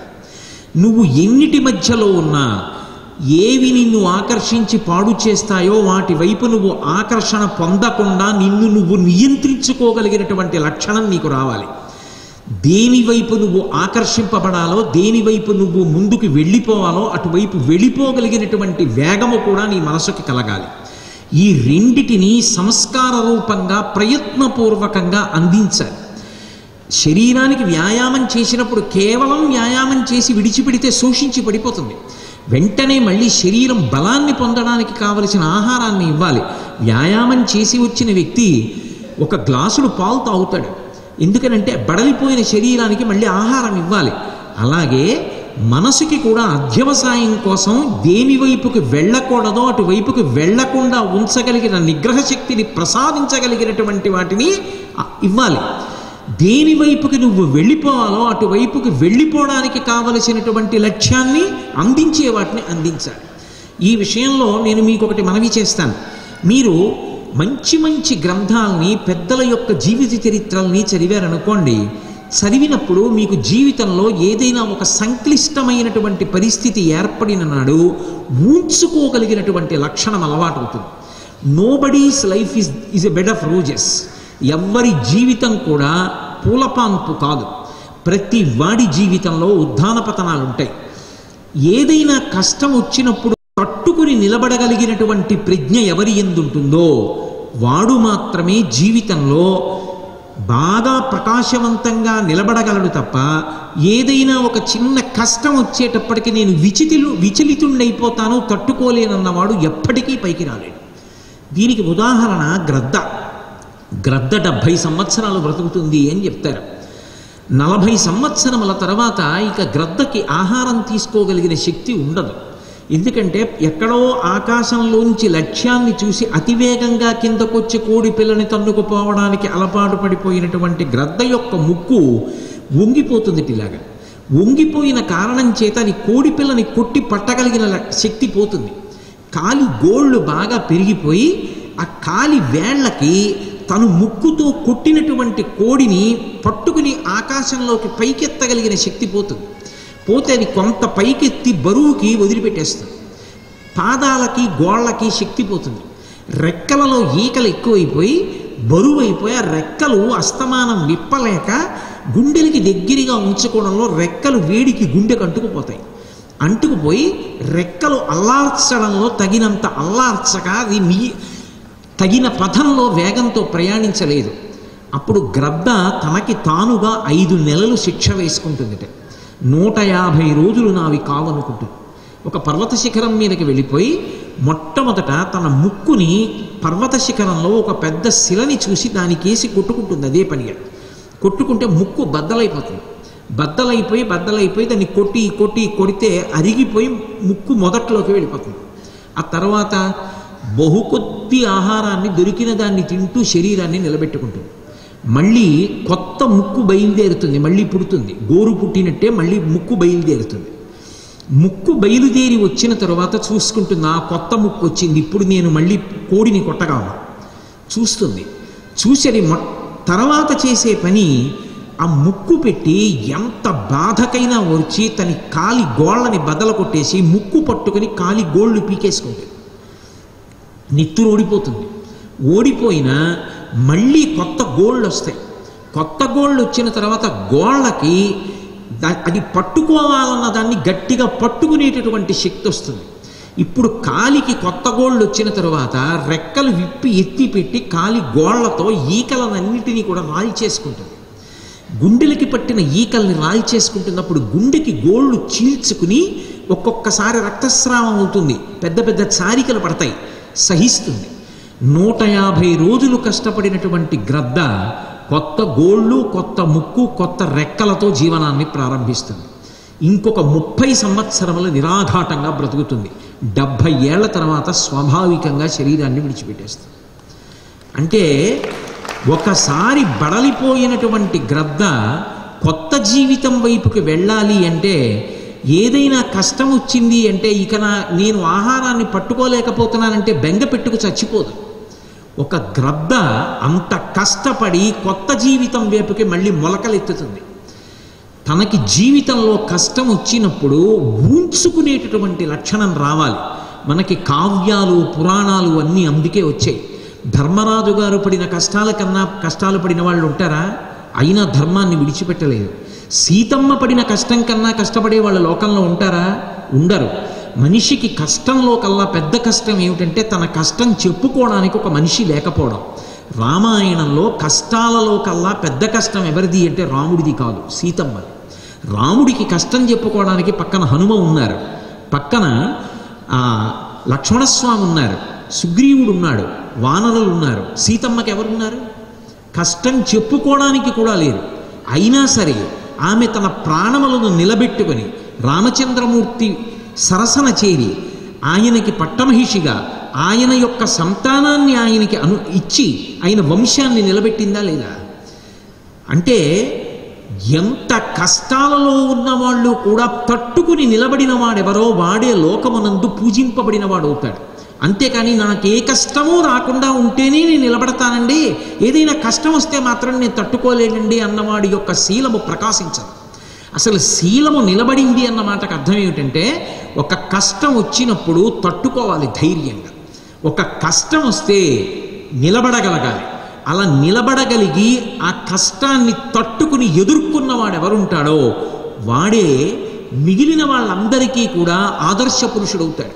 ఒక కష్టాన్ని చూసేటప్పటికి మృత్పిండం అయ్యాడు అనుకోండి, మట్టి ముద్ద కింద పడింది అనుకోండి, ఇక లేవదు, అంతే, నేలను అంటుకుపోతుంది. అదొక బంతి అనుకోండి, కింద పడితే పైకి లేస్తుంది. మనిషి జీవితంలో బంతి కావాలి తప్ప ఎన్నడూ కూడా మృత్పిండం కాకూడదు. అనేక సవాళ్ళు వస్తాయి. అబ్రహాం లింకన్ జీవితంలో ఒకానొకప్పుడు ఒక గొప్ప అవమానకరమైన సంఘటన జరిగింది. ఆయన అమెరికా అధ్యక్షుడయ్యాడు. ధనవంతుల్ని పారిశ్రామికవేత్తల్ని కూర్చోబెట్టి సమావేశాన్ని నిర్వహించి అధ్యక్షోపన్యాసం చేస్తున్నాడు. అమెరికా అధ్యక్ష పదవి అంటే అంత సామాన్యమైన పదవి కాదు. దేశంలో పెట్టుబడులు పెంచడానికి వాళ్ళని ఉద్దేశించి ప్రసంగిస్తున్నాడు. అసూయ అనేటటువంటి దిక్కుమాలిన గుణం కొంతమంది యందు ఉంటుంది. దాని గురించి మనం బెంగపెట్టుకోకూడదు. తాను వృద్ధిలోకి రాలేడు, అవతల వారు ఎలా వృద్ధిలోకి వచ్చారో చూసి నేర్చుకోలేడు, కానీ అవతల వారిని బాధ పెట్టే ప్రయత్నం చేస్తుంటారు. అటువంటి దుష్ట స్వభావం మనిషి పెంచుకోకూడదు. అబ్రహాం లింకన్ దేశాధ్యక్షుడయ్యాడని ఆయనని బాధ పెట్టాలని ఒక ఐశ్వర్యవంతుడు ఆయన మాట్లాడుతుండగా లేచి నిలబడి కాలికున్న బూటి విప్పి ఎత్తి పట్టుకుని అన్నాడు, లింకన్, నువ్వేదో పెద్ద గొప్పవాడిని అనుకుంటున్నావు, దేశాధ్యక్షుడిని అనుకుంటున్నావు. నీ తండ్రి మా ఇంట్లో అందరికీ బూట్లు కుట్టాడు. ఇదిగో నేను వేసుకున్న బూట్లు మీ నాన్న కుట్టినవి. నాకే కాదు, ఈ సభలో ఉన్న ఎందరో ఐశ్వర్యవంతుల యొక్క బూట్లు మీ తండ్రి కుట్టాడు. నువ్వు ఒక చెప్పులు కుట్టేటటువంటి వాడి కొడుకువి, ఆ విషయం గుర్తుపెట్టుకో. అదృష్టం కలిసి అధ్యక్షుడవయ్యావు, ఇవాళ మమ్మల్ని ఉద్దేశించి ప్రసంగిస్తున్నావు అన్నాడు. ఒక్క క్షణం నిర్లిప్తుడైపోయారు అబ్రహాం లింకన్. ఎంత అధ్యక్షుడైతే మాత్రం అనరాని మాట, వినకూడని మాట వినపడిందనుకోండి, క్షణం పాటు నిస్సత్తువుని పొందాడు. కానీ అది సంస్కారం అంటే, అది శీలం అంటే. అవతలవాడు ఒక మాట అంటే ఆయన తలుచుకుంటే వెంటనే పోలీసుల్ని పిలిచి అరెస్ట్ చేయించవచ్చు, కానీ ఆయన అలా అనలేదు. ఒక్క క్షణం తేరుకుని 2 చేతులు ఎత్తి నమస్కారం చేశాడు. చేసి, ఇంత పవిత్రమైన సభలో, దేశాధ్యక్షుడిగా నేను ఐశ్వర్యవంతుల్ని ఉద్దేశించి ప్రసంగిస్తున్న సభలో నా తండ్రిని గుర్తు చేసిన మీకు నా హృదయపూర్వక ధన్యవాదాలు. నిజమే, నా తండ్రి బూట్లు కుట్టిన మాట వాస్తవం. మీ ఇంట్లో బూట్లు కుట్టారు, మీ ఇంట్లో వారికి కుట్టారు, ఈ సభలో ఎందరికో కుట్టారు. నా తండ్రి తన వృత్తిని దైవంగా స్వీకరించి చేసినవాడు. అటువంటి తండ్రికి కొడుకుగా పుట్టినందుకు నేను గర్వపడుతున్నాను. నా తండ్రి బూట్లు కుడితే ఎప్పుడూ కూడా అవి ఎలా ఉండాలో అలా ఉంటాయి తప్ప పాదం యొక్క సైజు కన్నా 1 మిల్లీమీటర్ ఎక్కువ ఉండవు, తక్కువ ఉండవు. ఒకవేళ మా తండ్రి కుట్టినటువంటి బూట్లు తగిన సైజులో లేకపోతే నాకు చెప్పండి, మా తండ్రికి అప్రతిష్ట రాకూడదు. నా తండ్రి నాకు బూట్లు కుట్టడం నేర్పాడు, నేను మీ ఇంటికి వచ్చి ఆ బూట్లు సరిచేసి పెడతాను. ఈ సభలో అంత పవిత్రుడైన మా నాన్నగారిని గుర్తు చేసినందుకు మీ అందరికీ నా కృతజ్ఞతలు తెలియచేసుకుంటూ ఆనంద బాష్పాలతో నా ప్రసంగం మొదలు పెడుతున్నారు అన్నారు. ఇంతమంది ఆయన్ని గేలి చేద్దామనుకున్న వాళ్ళు సిగ్గుతో తల ఉంచుకుని ఆయన నుంచి నేర్చుకోవాలి మనం ఎలా బ్రతకాలో అనుకున్నారు. జీవితంలో ఎక్కడో ఏదో ఒడుగుడుకులు వస్తాయి, ఎంతటి వాడికి ఏదో ఒక మాట వస్తుంది. కానీ బుద్ధి బలాన్ని ఉపయోగించి ఊంచుకోవడం నేర్చుకోవాలి. ఆ ఊంచుకోవడం అన్నది రాలేదనుకోండి, నిగ్రహించుకోవడం, నిలబడగలగడం, బంతిలా పైకి లేవడం చేత కాకపోతే ఆ వ్యక్తి తట్టుకోలేడు. నిరంతర పరిశ్రమ చెయ్యవలసి ఉంటుంది, బుద్ధిబలంతో ఆలోచించవలసి ఉంటుంది. ఒక ముసలి గాడిద, వివేకానందుడు చెప్తుండేవాడు ఇప్పుడు, ఒక రైతు దగ్గర ఒక ముసలిగాడిద ఉండేది. ఒక రోజున ముసలిగాడిద సరిగ్గా కనపడక పాడుపడిపోయిన నూతిలో పడిపోయింది. ఆ రైతు ఆ గాడిదని పైకి తీసే ప్రయత్నం చేశాడు, కానీ రాలేదు. ఇది ముసలిదైపోయింది, ఎటూ ఇక ఎక్కువ కాలం ఉపయోగపడదు. దీన్ని కష్టపడి పైకి తీసే కన్నా నేను రేపు కొత్తగా ఒక మంచి బలమైన గాడిదని తెచ్చుకున్నాక చీకట్లో ఆ గాడిద ఇందులో పడిపోతే నేను మళ్ళీ మళ్ళీ కొనుక్కోవాలి. ఈ ముసలి గాడిద ఎటూ పడిపోయింది, మట్టితో ఈ బావి కప్పెట్టేస్తాను, గాడిద అందులో ఉండిపోతుంది, ఇక పైన నేను కొనుక్కునే గాడిద అందులో పడిపోకుండా ఉంటుంది. చుట్టుపక్కల ఉన్న రైతుల్ని పిలిచాడు. అందరూ తలకొక తట్ట మట్టి ఎత్తి అందులో పోసేయండి, గాడిదని పైకి తీయక్కర్లేదని ముసలిదైపోయింది, అందులో పోతుంది గాడిదని. అందరూ తలకొక తట్ట మట్టి తెచ్చి పోస్తున్నారు. గాడిద లోపల నుంచి ఒక్క క్షణం కిన్నురాలై ఆలోచించి, ఇంతకాలం సేవించాను, నన్ను పైకి తీయడం అనవసరమని మట్టి పోసేస్తున్నాడు, నేను ఇందులో కప్పడిపోయినా అతనికి బాధ లేదు, ఎంత దారుణం అనుకుంది. ఉత్తర క్షణం ఆలోచించింది.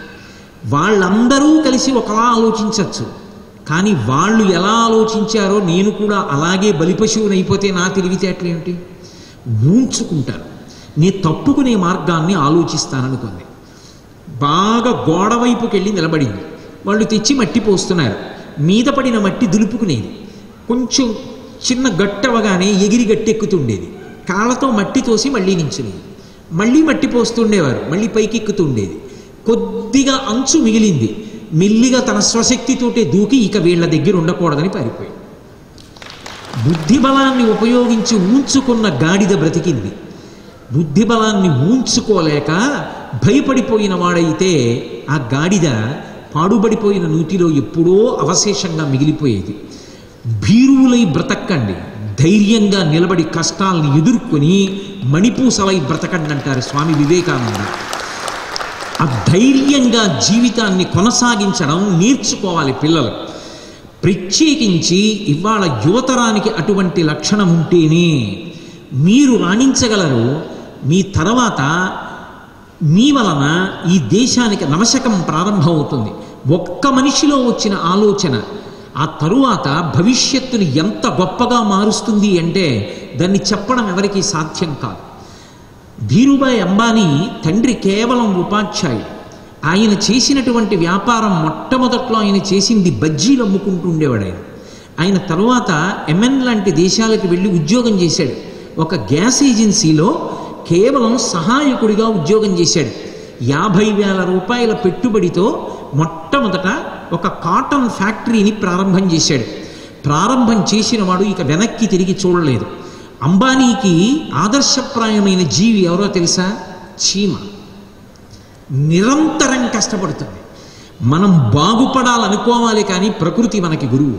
ఒక చీమ మనం నడిచే మార్గంలోకి రాదు, ఒక గోడ అంచు పక్క నుంచి నడిచి వెళ్ళిపోతుంది.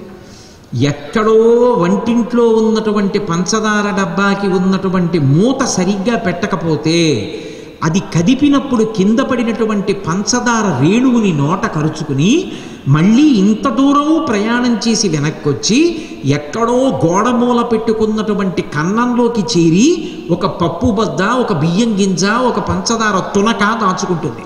వర్షం పడినప్పుడు అది ప్రయాణం చేయలేదు, కొట్టుకుపోతుంది. వానాకాలంలో బయటికి రాకుండా గూట్లో కూర్చుని తను తెచ్చుకున్న పప్పు బద్ద, బియ్యం గింజ, పంచదార రేణువు తిని బతుకుతుంది. రామకృష్ణ పరమహంస అంటారు, ఇంత పంచదార ఇంత ఇసక తెచ్చి కలిపి అక్కడ పొయ్యండి, మనిషిగా పుట్టిన నేను వేరు చెయ్యలేనేమో, కానీ ఒక చీమ మాత్రం పంచదార రేణువుల్ని వేరు చేసి పట్టుకుపోతుంది.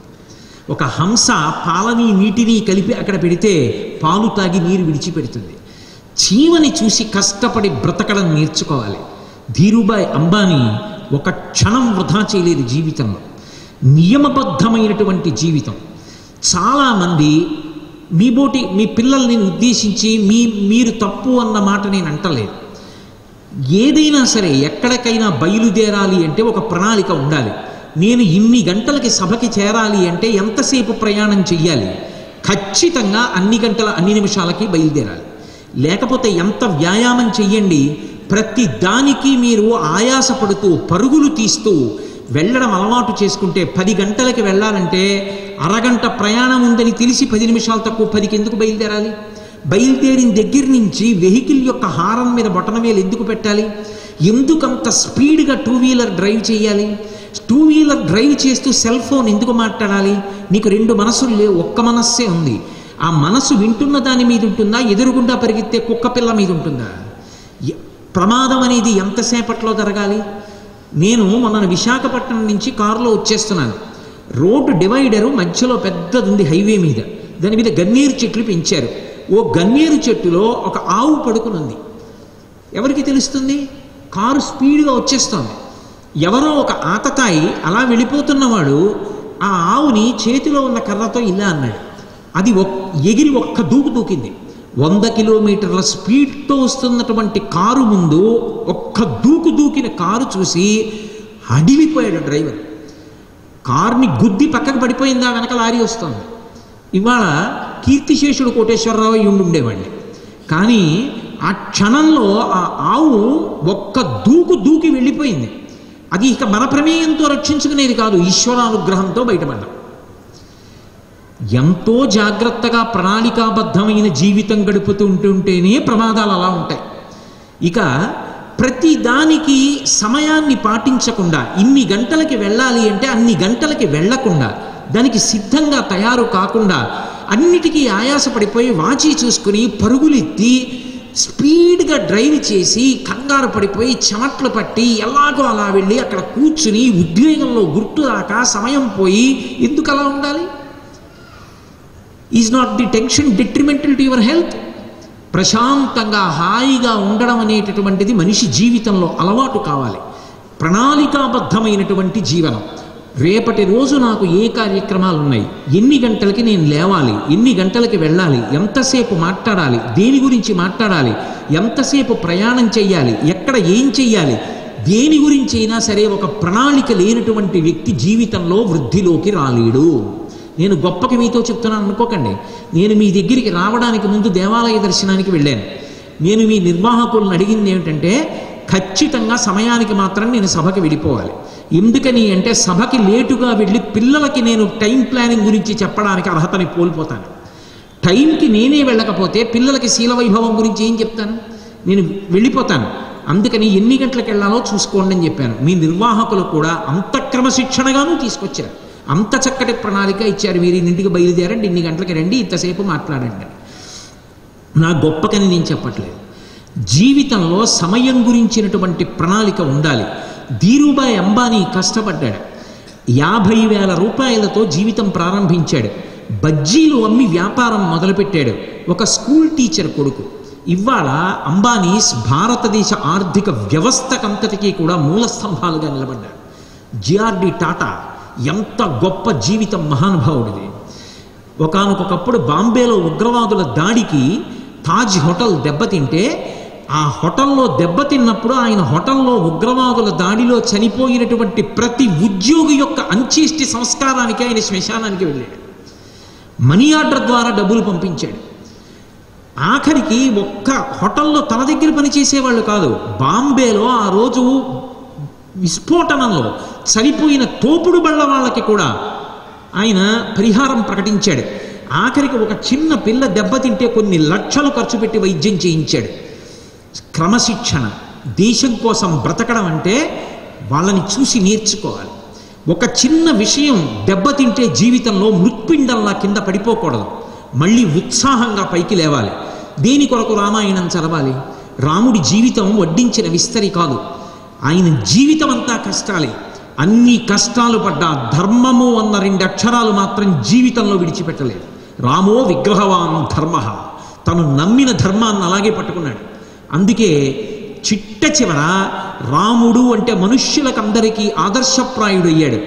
ఎన్ని కష్టాలు రానివ్వండి, ఎప్పుడెప్పుడు రాముడి శోకానికి గురైపోతాడో అప్పుడు వాల్మీకి మహర్షి రామాయణంలో అద్భుతమైన శ్లోకం ఇస్తాడు. రాముడు విపరీతమైన శోకానికి గురయ్యాడు భార్య కనపడకపోతే. మహర్షి ఒక మాట అంటారు, శోకో నాశయితే ధైర్యం, శోకో నాశయితే శ్రుతం, శోకో నాశయితే సర్వం, నాస్తి శోక సమోరిపు. శత్రువులందరిలోకి పెద్ద శత్రువు ఎవరంటే శోకమే.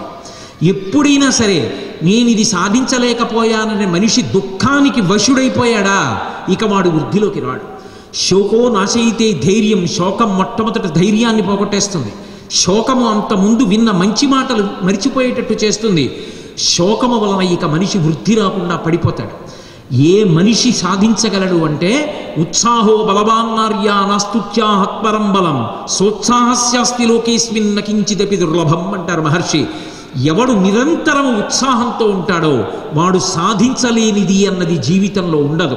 అనిర్వేద శ్రియో మూలం అనిర్వేద పరం సుఖం అనిర్వేదోహి సతతం సర్వార్థేషు ప్రవర్తక కరోతి సబలం జన్మో కర్మ యత్తత్ కరోతి సహ తస్మాద్ అనిర్వేద కృతం యత్నం చేష్టేహముత్తమం అంటారు.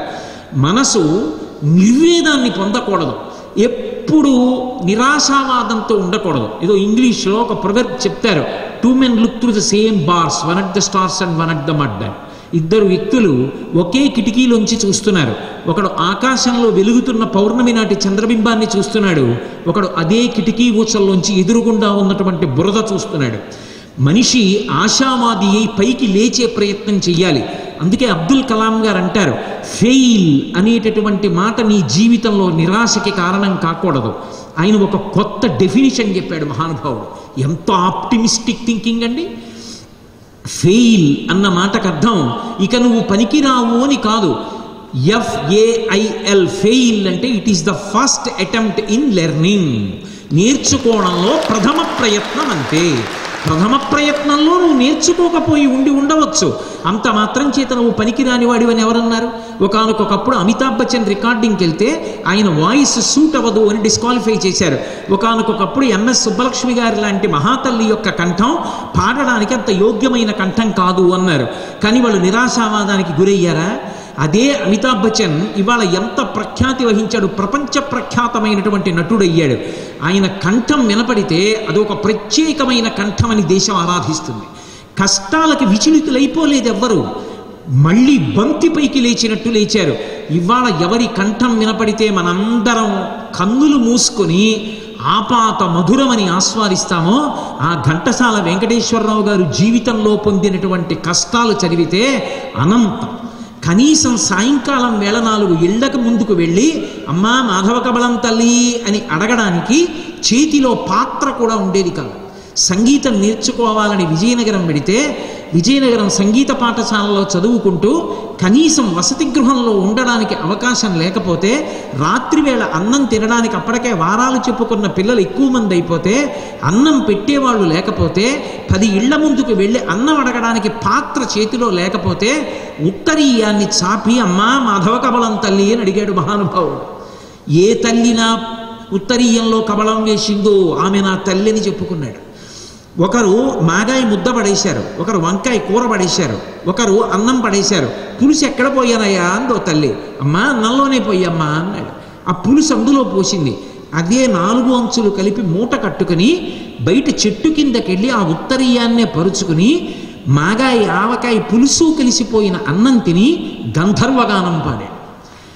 ఆయన జీవితంలో అంత గంధర్వగానంతో వృద్ధిలోకి వస్తున్న రోజులలో స్వాతంత్ర సమరయోధులందరూ కూడా కారాగారానికి వెళ్ళిపోతుంటే, నేను వృద్ధిలోకి వచ్చి పాటలు పాడడం గొప్ప కాదు, దేశ స్వాతంత్రం కోసం ఇంతమందితో పాటు కారాగారంలో ఉండకపోతే నా జీవితానికి అర్థం లేదని వందే మాతరం అని నినాదం చేసి కొన్ని నెలల పాటు కారాగారవాసం అనుభవించాడు. బయటికి వెళ్ళి చీకట్లో చెట్టు కింద గుడ్డపరుచుకుని అందులో అన్నం తిని గంధర్వగానం చేశాడు. నేను ప్రయత్నపూర్వకంగా విజయనగరంలో ఆయన రాత్రి పడుకున్నటువంటి హనుమ దేవాలయానికి వెళ్ళి దర్శనం చేసి వచ్చాను. ఆయన తరువాత అద్భుతమైనటువంటి గాయకుడుగా పేరు సంపాదించుకున్న తరువాత ఆయనని విజయనగరం కచేరీ చేయడానికి పిలిస్తే విజయనగరం వీధులన్నీ క్రిక్కిరిసిపోయాయి. అంతమంది జనం ఉంటే ఆయన ఎంచుకున్న ప్రాంగణం ఏమిటో తెలుసా? నాకు పెద్ద స్టేడియంలో పెట్టండి అనలేదు, నన్ను పెద్ద గ్రౌండ్లో పెట్టండి అని అడగలేదు, నాకు పెద్ద ఆడిటోరియం కావాలని అడగలేదు. ఏ తల్లి నా యొక్క ఉత్తరీయంలో కబళం వేస్తే అన్నం తిన్నానో, ఏ తల్లి నాకు అన్నం పెడితే చెట్టు చాటుకెళ్ళి ఉత్తరీయం పరుచుకు తిని నీళ్లలో కడుక్కుని మళ్ళీ అదే ఉత్తరీయం వేసుకున్నానో, పి సుశీల గారు చెప్పుకుంది మహాతల్లి.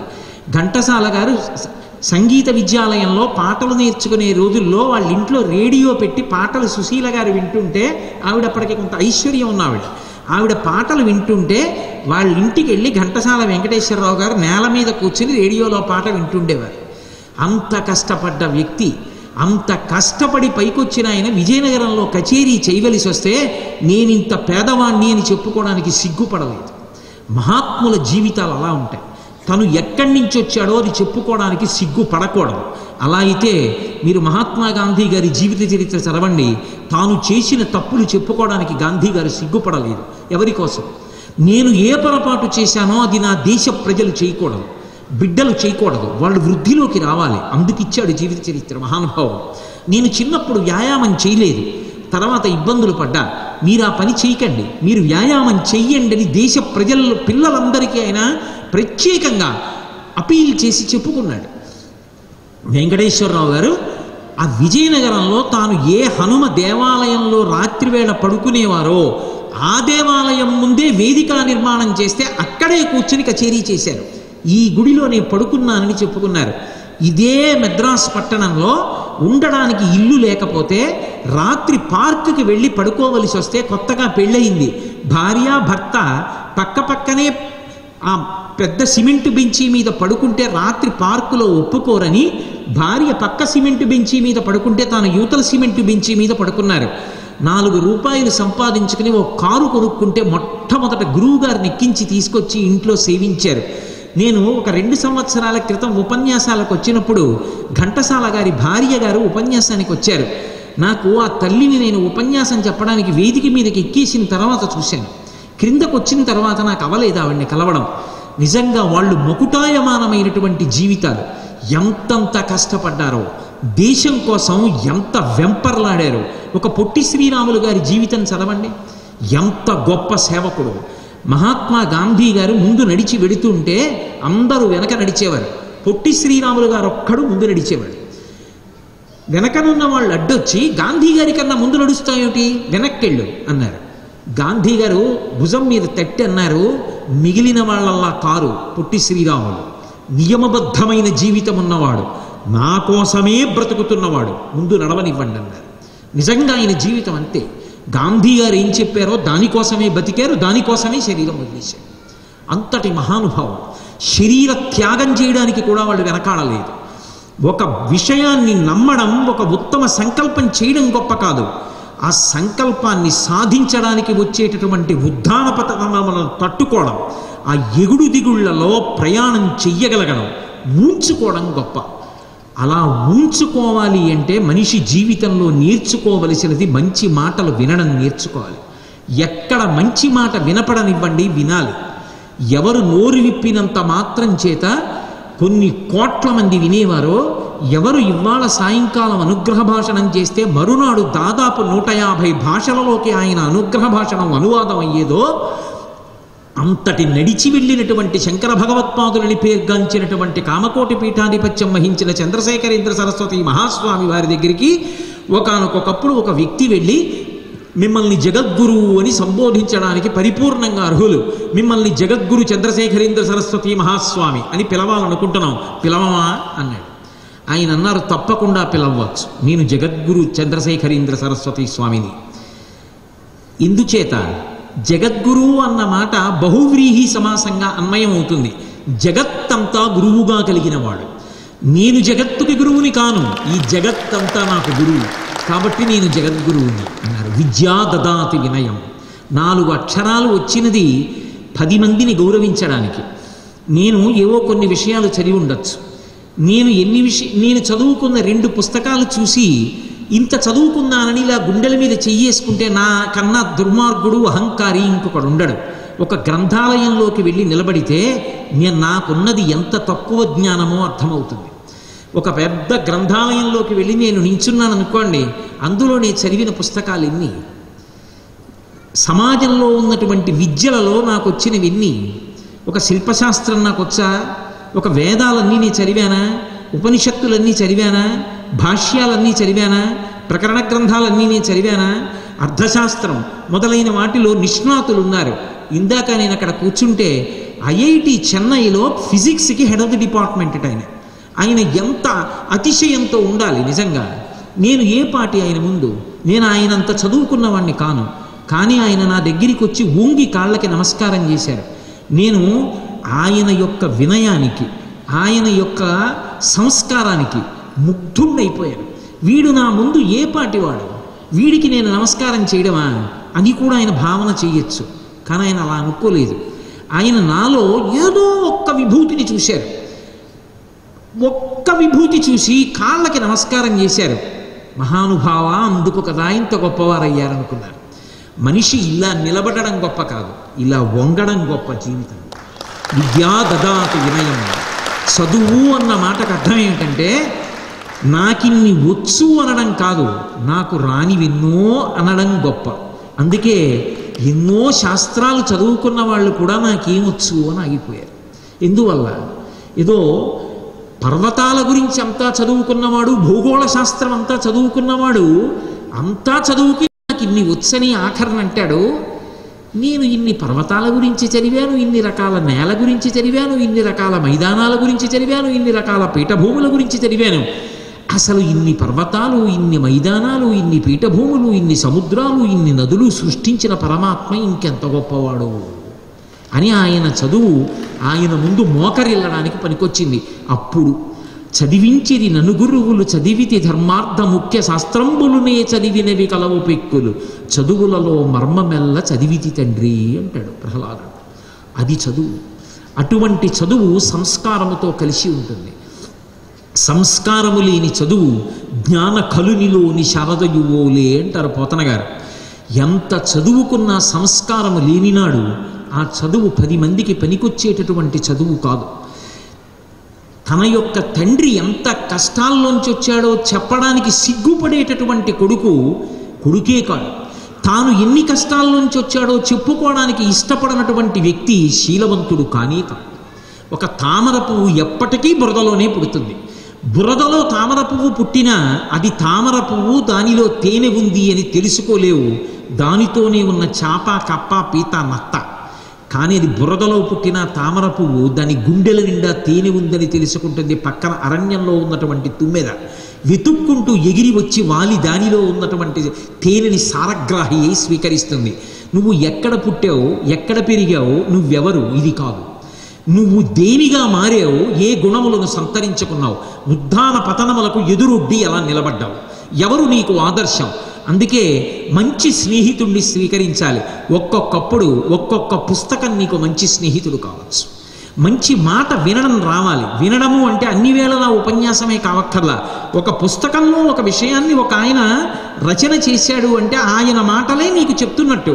కాబట్టి ఆ మంచి పుస్తకాలు తెచ్చుకుని ఇంట్లో పెట్టుకుని చదవడం నేర్చుకోవాలి. అవి చదవడం నేర్చుకున్న నాడు నీకు ఒక కష్టం వచ్చినప్పుడు నీకు ఆ విషయం జ్ఞాపకానికి వచ్చి నువ్వు ఊంచుకోగలుగుతావు. నీకు వెయిటింగ్ లిస్ట్లో టికెట్ కన్ఫర్మ్ అవ్వకపోతే ఒక రాత్రి జనరల్ కంపార్ట్మెంట్లో ట్రావెల్ చేయవలసి వస్తే అయ్య బాబోయ్ నా వల్ల ఎక్కడవుతుందని దిగిపోయిన వాడు కాడు జీవితంలో సాధకుడు.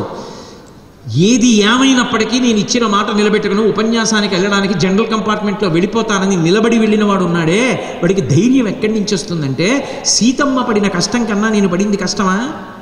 ఒక రాత్రి నిలబడి ప్రయాణం చేయడం కష్టమా? సీతమ్మ ఎంత కష్టపడింది, ధర్మరాజు గారు ఎంత కష్టపడ్డాడు. అవి చదవడం ఎందుకు అంటే ఊంచుకోవడానికి. ఇతిహాసాలు పురాణాలు పనికిమాలినవి కావు, బాగా జ్ఞాపకం పెట్టుకోండి. అందుకే స్వామి వివేకానంద ఒక మాట అంటారు, if the itihasas and puranas are not befitting to the present time and if they cannot answer the questions arising out of the present society, throw them out of your window mercilessly. Don't keep them in your library, don't keep them in your study room. But I assure you, the legends of the Indian philosophical society, the Ramayana, the Mahabharata and the Bhagavata will stand for the test of the time. మీకు ఏ కాలంలో వచ్చే ఏ సమస్యకైనా సరే అవి పరిష్కారాలు చూపిస్తాయి. అందుకే రామాయణ భారత భాగవతాల్ని అధ్యయనం చేయడం మీ జీవితంలో ప్రధానమైనటువంటి అంశంగా స్వీకరించండి. అది మీకు శీల వైభవాన్ని ఇస్తుంది, మీరు నించుకోవడానికి అవకాశం అవుతుంది. ఒక అబ్దుల్ కలాం గారి జీవిత చరిత్ర చదవండి. ఇవాళ నేను మీకు చూపించినటువంటి కొన్ని ఉదాహరణలు ఈ మధ్య కాలంలోనే రామకృష్ణ మఠ్ వాళ్ళు రిలీజ్ చేశారు. Then principles of leadership by Vivekananda అని చెప్పి ఒక అద్భుతమైనటువంటి పుస్తకాన్ని ఇచ్చారు. మీరు ఎప్పుడు ఎక్కడికి వెళ్ళినా మీ స్నేహితుడికి ఒక పుస్తకాన్ని బహూకరించడం నేర్చుకోండి. ఒక పుస్తకాన్ని చదవడం నేర్చుకోండి. చదువుకున్న పుస్తకానికి ముందు తెల్ల కాగితం మీద అందులో ఎక్కడెక్కడ మంచి మంచి విషయాలు ఉన్నాయో పేజీ నెంబర్ వేసి రాసుకోండి. అప్పుడప్పుడు మీరు ఖాళీగా ఉన్నప్పుడు మళ్ళీ ఆ పుస్తకం తీసి ఆ విషయాలు చదువుతూ ఉండండి, మననం చేసుకుంటూ ఉండండి. అవి వారసత్వం అవుతాయి. మీ తర్వాత మీకు పెళ్ళి అవుతుంది, మీ బిడ్డలు వస్తారు, మీరు పెట్టుకెళ్ళి ఆల్మెరాలో పెడితే మీరు ఆ పుస్తకం తీసినప్పుడు వాడు ఇలా పేజీ తిప్పగానే పేజీ 99 ఎక్సలెంట్ అని ఉందనుకోండి, వెంటనే వాడు 99వ పేజీ తిప్పి మీరు పెన్నుతో ఇలా పెట్టింది చదువుతాడు. ఓ మా అమ్మ పుస్తకం ఇలా చదువుతుందనమాట, మా నాన్నగారు పుస్తకాన్ని ఇలా చదువుతారనమాట. వాడు పొంగిపోతాడు. ఇన్కన్సిస్టెంట్గా ఉందనుకోండి, ఏదైనా ప్రిజుడీస్ లేకుండా చదవండి, పక్షపాతంగా. Inconsistent with the established principles of dharma అని రాయండి పేజీ నెంబర్ వేసి, ఏమి దోషం లేదు. పక్షపాతంతో ఏ పుస్తకాన్ని చదవకండి. ఓపెన్ మైండ్తో పుస్తకాన్ని చదవండి. ఎక్కడ ఏ మంచి ఉండనివ్వండి, స్వీకరించండి. రామాయణంలో ఒక శ్లోకం ఉంది, అచిచక్షేత సద్భావం లక్ష్మణస్య మహాత్మనః భరతాయ అప్రమేయాయ గుహో ఘనగోచరః. భరతుడు రాముణ్ణి వెతుక్కుంటూ వచ్చాడు. ఓ చెట్టు కింద కూర్చుని ఉన్నాడు. గుహుడు చూశాడు. గుహుడెవరు? గహనగోచరుడు. అరణ్యంలో తిరుగుతాడు. ఆయన వేటాడి అన్నం తింటాడు. ఆయనకేం తెలియవు. లక్ష్మణస్వామి మహానుభావుడు, ఎన్నో గుణములు కలిగినవాడు. భరతుడు రాముడికి తోడబుట్టినవాడు. అంత గొప్ప లక్ష్మణస్వామితో గుహుడున్నది ఒక్క రాత్రి. లక్ష్మణస్వామి గొప్పతనాన్ని భరతుడికి వెళ్ళి చెప్తున్నాడు. భరతుడు ఏమనాలి? నీకు మాట్లాడడం కూడా సరిగా రాదు, నువ్వు నాకు లక్ష్మణస్వామి గురించి చెప్తున్నావా? నా తోడబుట్టినవాడు, నీకేం తెలుసని నాకు చెప్తున్నావు అనాలి. కానీ చాలా జాగ్రత్తగా విన్నాడు. ఏదైనా సరే బాగా వినడం, మనసులోకి మంచి సారవంతమైన విషయాన్ని పట్టుకోవడం అలవాటు కావాలి. ఆవు పాలు పిండేటటువంటి వాడికి శ్రద్ధ అవసరం. పొదుగు మీద నీళ్లు చల్లుతాడు, పితుకులకి తగిలి నీళ్లు కింద పడతాయి. దగ్గరగా కూర్చుని రెండు మోకాళ్ళ మధ్యలో బిందె పెట్టుకుంటాడు. ఆ శిరములను పట్టుకుని లాగుతాడు. లాగినప్పుడు ఆ ధార తిన్నగా వెళ్ళి బిందెలో పడాలి. అంతేకాని ఇలా పక్క వాళ్ళతో మాట్లాడుతుండనివ్వండి, శిరములను పట్టుకు లాగుతున్నప్పుడు మాత్రం ఆ ధారలు గిన్నెలోకే పడతాయి. ఎవరితోనో మాట్లాడుతూ శిరములను పిండాడు అనుకోండి, ఆ పాలు నేలపాలైపోతాయి. మంచి మాటలు వింటున్నప్పుడు, మంచి పుస్తకం చదువుతున్నప్పుడు మనసు ఇంకొక వైపుకి వెళ్లకుండా పుస్తకం చదవడం అంటే పుస్తకం మీరైపోవాలి. దాన్ని ధారణలో ఉంచుకోవాలి. భూపసభాంతరాళమున పుష్కళవాక్చతురత్వమాజి బాహాపటు శక్తియున్ యశమునందనురక్తియు ప్రకృతి సిద్ధగుణంబులు సజ్జనాళికి అంటాడు భర్తృహరి. మళ్ళీ ఏ సమయంలో మీకు అది జ్ఞాపకం రావాలో అప్పటికది జ్ఞాపకం రావాలి. మీ శీల వైభవాన్ని నిలబెట్టాలి, మీరు ఊంచుకోవాలి. అటువంటి మంచి సంస్కారాన్ని, మంచి శీలాన్ని మీరు పెంపొందించుకోండి. ఎప్పుడైనా కఠినంగా ఎవరైనా మాట్లాడారనుకోండి, అంత మాత్రం చేత వాళ్ళు మీ పట్ల అమర్షం కలిగిన వాళ్ళని భావన చేయకండి. ఒక్కొక్కసారి మీ యందు పరమ ప్రీతి ఉన్నవాళ్ళు మీతో కఠినంగా మాట్లాడవచ్చు. అందుకే రామాయణంలో మారీచుడు అంటాడు, సులభాః పురుషానాజం సతతం ప్రియవాదినః అప్రియస్యతు పథ్యస్య వక్తా శ్రోతా చ దుర్లభః. ఒక్కొక్కసారి పథ్యం తింటాం మనం, ఏదో ఉసిరికాయ పచ్చడి తినండి అంటారు. ఉసిరికాయ పచ్చడి తినడం ఇష్టం లేకపోవచ్చు, అయినా ఆరోగ్యం కోసం తింటున్నావా లేదా? మనని పొగిడి మాట్లాడే వాళ్ళు లోకంలో కోకొల్లలుగా దొరుకుతారు. ఎందుకంటే ఎవడూ కావాలని విమర్శించడం మనకెందుకు వచ్చిన గొడవని. కానీ నువ్వు బాగుపడాలని కోరుకున్నవాడు ఒక్కొక్కసారి కఠినంగా మాట్లాడేవాడు ఉంటాడు. వాడు కఠినంగా మాట్లాడినా దాని లోపల ఉన్న సారాన్ని గ్రహించి ఆయన దగ్గర మంచి నేర్చుకోవడం అలవాటు చేసుకోవాలి. దూదు పేడ, ఈ మాట వినడానికి అసహ్యంగా ఉంటుంది, కానీ అది పాలకోవా, తింటే తీయగా ఉంటుంది. కాబట్టి పైకి వినపడినవి, పైకి కనపడినవి కాదు, లోపల ఏమై ఉన్నాయన్నది తెలుసుకోవడం నేర్చుకోండి. అందుకే చిన్న చిన్న విషయాలుగా ఉంటాయి, కానీ అవి భావి జీవితానికి బంగారు బాటలు పరుస్తాయి. తాత మనవణ్ణి పక్కన పడుకోబెట్టుకుని కథ నేర్పుతాడు చిన్నప్పుడు.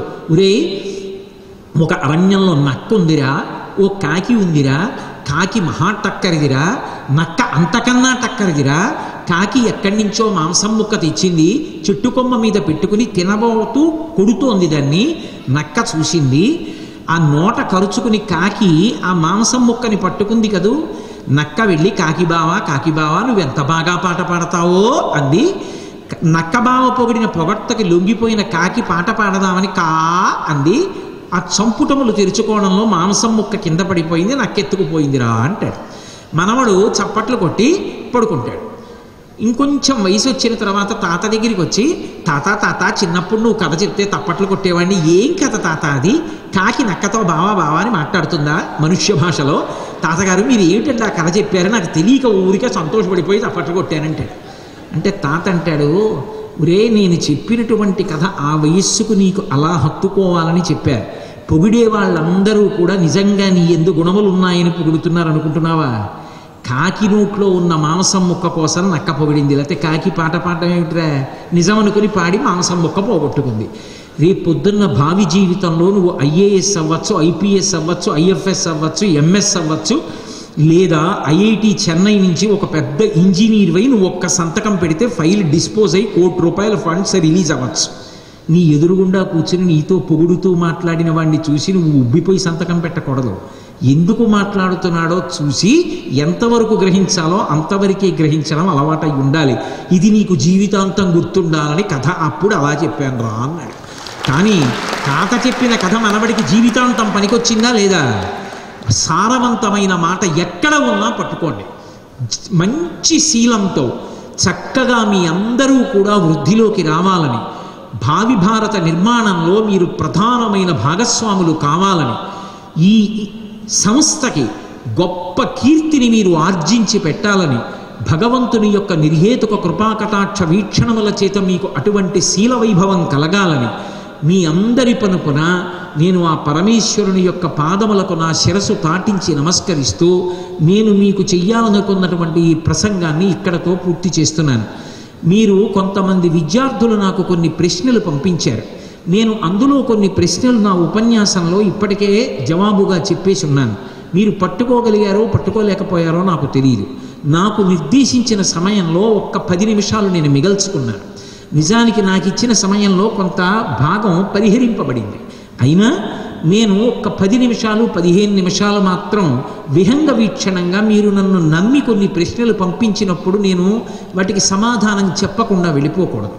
కాబట్టి ప్రధానమైన ప్రశ్నలు ఇవి అందరూ తెలుసుకోవలసినవి అని నాకు అనిపించినవి ఏ ఉన్నాయో ఆ ప్రశ్నలకి జవాబులు చెప్తాను.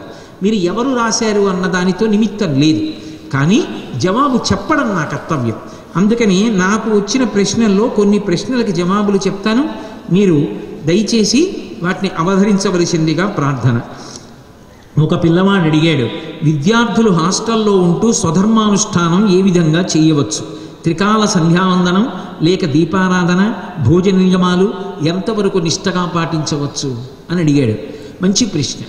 ఇందులో ఏ ఒక్క ప్రశ్న కూడా ఇలాంటి ప్రశ్న అడిగాడు ఏమిటి అనడానికి యోగ్యమైన ప్రశ్న కాదు. అన్నీ నిండు హృదయంతో వాళ్ళు నన్ను నమ్మి ఆయన విమర్శించడం మనకి జవాబు చెప్తారని అడిగారు. అడిగిన పిల్లలందరినీ నేను అభినందిస్తున్నాను. నేను ఒక్క మాట చెప్తాను, మీకు ఇందాకనే చెప్పా. మీకు ముందు మీరు చేస్తున్న పని మీద మీకు నమ్మకం ఉండాలి.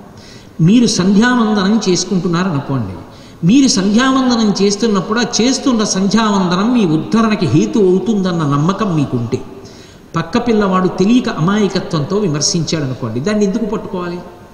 నేను పుచ్చుకున్నదైతే నాది అవుతుంది. మీరు నాకు పట్టుకొచ్చో జామ పండు ఇచ్చారనుకోండి, నేను తీసుకుంటే నాది, మీరు తినండి అన్నాను అనుకోండి, నాది కాదు. మీరు నన్ను నిందించారనుకోండి, ఉమామహేశ్వర పరబ్రహ్మార్పణమస్తు, ఇవి ఈశ్వరుడికి చెందుతాయని నేను వెళ్ళిపోయాను అనుకోండి, నన్ను ఎందుకు ప్రభావం చేస్తాయి? నేను పుచ్చుకోలేదుగా. మీరు చేస్తున్నది మంచి పని అని మీరు అనుకున్నప్పుడు మిమ్మల్ని తెలియక ఎవరో అమాయకత్వంతో విమర్శించారనుకోండి, మీరు దాన్ని పుచ్చుకోవడం ఎందుకు? మీరు నమ్మినది ఏదో అది మంచిది. మీరు సంధ్యావందనం చేసుకోవాలనుకుంటే అది తప్పేం కాదు. చక్కగా మీరు నమ్మినది ఏదో అది చేసుకోండి.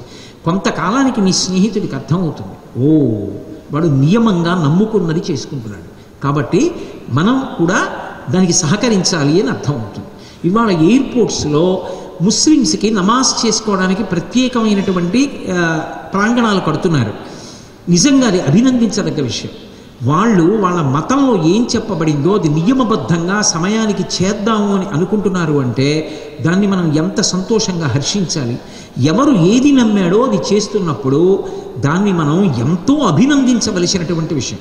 ఒక మహమ్మదీయుడు నమాజ్ చేయనివ్వండి, ఒక క్రైస్తవుడు ఆదివారం నాడు చర్చికి వెళ్ళనివ్వండి, ఒక సనాతన ధర్మంలో ఉన్నవాడు సంధ్యావందనం చేసుకోనివ్వండి, వాడు నమ్ముకున్నది వాడు చేసుకుంటున్నాడు. అది నమ్మకంతో చేసుకుంటున్నది అయినప్పుడు ఇతరులు ఏదో అన్నారని దాన్ని విడిచిపెట్టవలసిన అవసరం ఏముంటుంది? కాబట్టి ధైర్యంగా చక్కగా మీరు చేస్తున్న పని చేయవచ్చు, అది దోషభూయిష్టం కాదు. ఇక దీపాలు వెలిగించడం లాంటివి అంటారా, అవి అన్ని వేళలా అన్ని ప్రాంగణంలో సాధ్యం కాదు. అందుకే కొన్ని కర్మలు మనసుతో చేసినా సరిపోతాయి. దీపం పెట్టాలని మీకు అనిపించిందా? మీకున్నటువంటి గదిలో అది సాధ్యం కాకపోతే మీరు మనసులో ఒక దీపాన్ని వెలిగిస్తే చాలు. తమసోమా జ్యోతిర్గమయ సరిపోతుంది.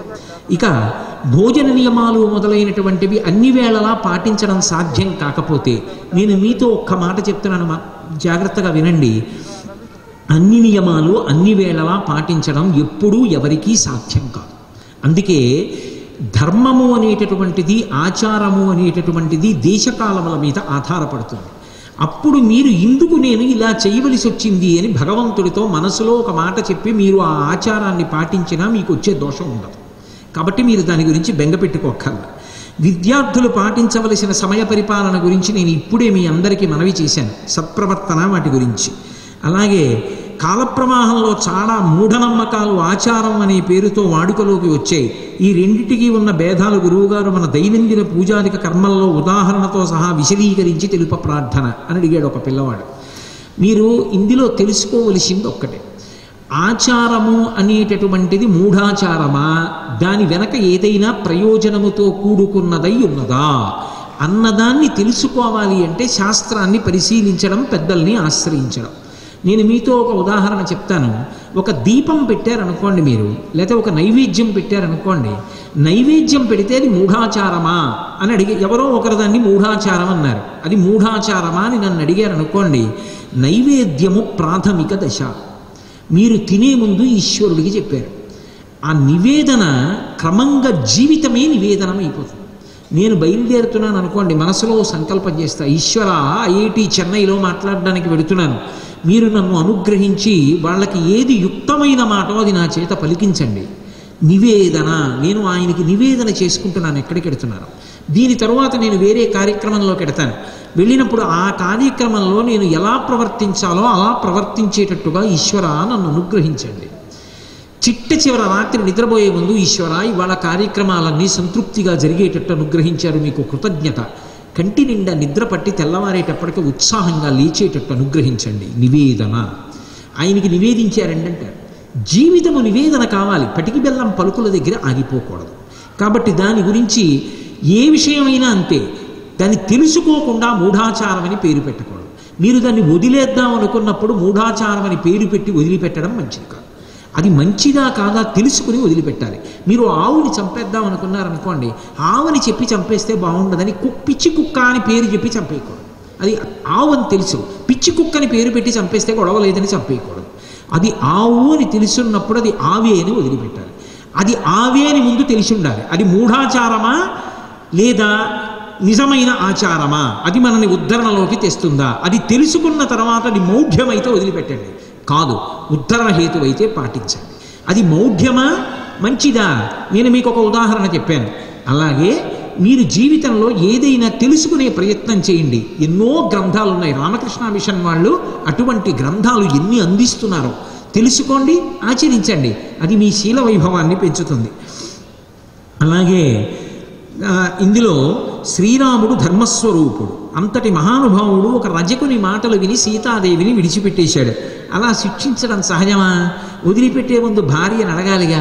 ప్రిన్సిపల్స్ ఆఫ్ న్యాచురల్ జస్టిస్కి ఇది ఎగైనిస్ట్ కదా. చాలా ఆర్తితో అడిగాడు పిల్లవాడు, నిజమే. కానీ ఇది చాలా గంభీరమైన ప్రశ్న. ఎన్నో ఉపన్యాసాల్లో తలకొట్టుకు చెప్పడం జరిగింది దీని గురించి నేను.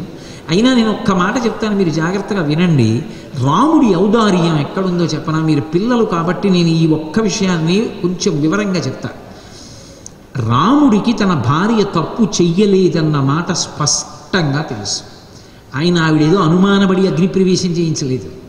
ఆయన ఎందుకు చేయించాడంటే, చేయించే ముందు చెప్పాడు, కంటి వ్యాధి వచ్చిన వాడికి లోకము ఎర్రగా కనపడినట్టు నేను సీతాని నువ్వు అగ్నిప్రవేశం చేయిస్తున్నాను అన్నాడు. ఎందుకో తెలుసా? లోకమన్నది ఒకటి ఉంటుంది, అమర్షంతో ఉంటుంది. అందరూ మంచి చూసేవాళ్ళు ఉండరు. అందరూ మంచి చూసేవాళ్ళు ఉంటే గొడవ ఎక్కడ ఉంటుంది? ఎంతటి మహానుభావులకి వంకలు పెట్టేవాళ్ళు ఉంటారు. అయినప్పుడు సీతమ్మని తీసుకొచ్చాడు అనుకోండి, ఏమో ఇన్నాళ్ళు రావణాసుడి అంతఃపురంలో ఉంది తీసుకొచ్చాడంటారు. అప్పుడు మనమే అంటాం, రామాయణంలో అలా ఎలా తీసుకొచ్చాడండి అని అప్పుడు ఓ ప్రశ్న. ఆ ప్రశ్న వేస్తే మనమేదో అంటాం, ఎవరేదో అంటారని కాదు, సీతమ్మ బాధపడుతుంది. ఆమెకి తెలిసిందనుకోండి, ఇంత మాట అంటున్నారట, పాపం ఆయన ఎలా తట్టుకుంటున్నారో అని బాధపడుతుందని ఆమె బాధపడకూడదని అగ్నిప్రవేశం చేయించాడు తప్ప ఆయనకి నమ్మకం లేక కాదు. ఇది తెలియక రామాయణం సరిగ్గా చదవక ఇష్టం వచ్చినట్టు మాట్లాడతారు. మళ్ళీ ఎందుకు పంపించాడు అరణ్యాలకి? ఒక రజకుడు ఒక మాట అన్నాడు, సీతమ్మకి తెలియదు. కానీ ఆ మాట అక్కడతో పోదు, అది గూఢచారి విన్నాడు. రజకుల కుటుంబంలో వాళ్ళందరూ విన్నారు, వీధిలో వాళ్ళు విన్నారు. అది ఆగదు, అది అలా అలా అలా అలా అలా అలా అలా అలా వెడుతుంది. అక్కర్లేని మాటలు ముందు పెడతాయి. పనికొచ్చే మాట ప్రచారంలోకి వెళ్ళడం కష్టం, అక్కర్లేని మాట తొందరగా ప్రచారంలోకి వెళ్తాం. అటు తిరిగి అటు తిరిగి అటు తిరిగి అటు తిరిగి అంతఃపురంలోకి వస్తుంది. అంతఃపురంలో చెలికెత్తెలందరూ చెవులు కొరుక్కుంటారు, సీతమ్మ గురించి ఇలా చెప్పుకుంటున్నారట. వాళ్ళ ముఖ కవళికలు అవి చూసి ఏదో ఒకనాడు సీతమ్మకి తెలుస్తుంది. ఎవరనుకుంటున్నారని అడుగుతుంది. ఏమోనమ్మా, అయోధ్యలో అందరూ అంటున్నారట, ఇలా అనుకుంటున్నారటమ్మా నీ గురించి అని. అప్పుడు సీతమ్మ ఎవరి గురించి ఆలోచిస్తుంది? రాముడి గురించి ఆలోచిస్తుంది. ఈయన చెప్పలేక కక్కలేక నా యందు అనుమానం లేకపోయినా ఆయన ఎంత బాధపడుతున్నారో. ఈ దిక్కుమాలిన లోకం చూసావా, అక్కర్లేని మాటలు ఎన్ని మాట్లాడుతోందో అని ఆమె బాధపడుతుంది. ఆమె అప్పుడు అంతఃపురంలో ఉండలేదు. ఎవరన్నా నవ్వారనుకోండి ఆమెకి అదోలో ఉంటుంది, ఎవరైనా మాట్లాడుకుంటున్నారనుకోండి అనుమానంగా ఉంటుంది. రాముడు చిన్నబుచ్చుకున్నాడు అనుకోండి ఆమెకి బాధగా ఉంటుంది. ఆమెకి ఏ తప్పు చేయకపోయినా ఏదో మనస్సు కుంది ఉంటుంది. ఇలా చెప్పుకుంటున్నారు, ఆమె 10 మంది ముందుకు వచ్చి కూర్చుందనుకోండి, అంతవరకు ఎందుకండి, ఇవాళ పేపర్ చదవండి. ఒక వ్యక్తి చెప్పుకున్నాడు, నా మీద అసత్య ఆరోపణలు చేసినందుకు 2 సంవత్సరములు నేను నా కుటుంబం నరకం అనుభవించాం. కోర్టు ఇవాళ నాకు తీర్పు అనుకూలంగా ఇచ్చిన తర్వాత నేను ఎంత మనశ్శాంతి పొందానో, 2 ఏళ్ళు చచ్చిపోయి ఇవాళ బతికానని చెప్పుకున్నాడు. మనిషిని మానసికంగా చంపేయడం అంత దారుణం. అందుకే ఇది విని సీతమ్మ బాధపడ్డం కన్నా, వనవాసంలో ఆమె ప్రశాంతంగా ఉండడం కన్నా నాకేం కావాలి? లోకం మాటతో సంబంధమే ఉంది. నాకు తెలుసు నా సీతమ్మ ఎటువంటిదో. ఆమె మనశ్శాంతిగా ఉండాలి. అటు తిరిగి ఇటు తిరిగి ఆ మాట ఆమె దగ్గరికి వచ్చి ఆమె నన్ను అడిగి బాధపడే రోజు రాకుండుగాక. అందుకు పంపాడు రాముడు. ఎవరికి తెలుసు? రామాయణం ఉత్తరాఖండ్ ఎవరు చదివారు సరిగ్గా? రామాయణం బాగా చదవండి, చదివితే మీకు అర్థం అవుతుంది. కాబట్టి ప్రిన్సిపల్స్ ఆఫ్ న్యాచురల్ జస్టిస్కి ఎగెయినిస్ట్గా ఆయన బిహేవ్ చేయలేదు. అపారమైన ప్రేమతో ప్రవర్తించాడు. ఒక భర్తగా, ఒక చక్రవర్తిగా ఎంత ధార్మికంగా ఉండాలో అలా ప్రవర్తించాడు రాముడు. సుగుణాభిరాముడు. కాబట్టి ఇది లోకంలో మా ముత్తాతలు పుట్టినప్పటి నుంచి ఉన్న విమర్శ. కారణం, అసలు రామాయణం ఒరిజినల్ టెక్స్ట్ని ఎవరూ సరిగ్గా చదవరు. చదివితే సీతమ్మ వెళ్ళినప్పుడు ఏం మాట్లాడిందో చదివితే అర్థమవుతుంది. అసలు వాళ్ళిద్దరి మధ్య ఏ అపోహ లేదు. అక్కర్లేని గుండెలు బాదుకోవడం అంతా మనకి. అందుకే అన్నాడు గడుసు కవి, ఆది నుంచి ఆకాశం మూగది, అనాదిగా ఈ తల్లి ధరణి మూగది, మధ్యనొచ్చి ఉరుముతాయి మబ్బులు, ఈ నడమంత్రపు మనుషులకే ఇన్ని మాటలు ఇన్నిన్ని మాటలు అన్నాడు. ఎంత గుండె మండిపోయాడు. కాబట్టి సీత రాముని కన్నా పెద్దది అని అంటారు. ఇది నిజమా? పచ్చబద్ధం. దానికి ఆ సమాధానం చాలు. అలాగే ఇందులో కొన్ని మంచి ప్రశ్నలు కొన్ని అడిగారు నన్ను. మా తల్లిదండ్రులు మేము ఆధ్యాత్మిక పుస్తకాలు చదవడం చూసి భయాందోళనకు గురవుతుంటే మమ్మల్ని ఏం చేయమంటారు?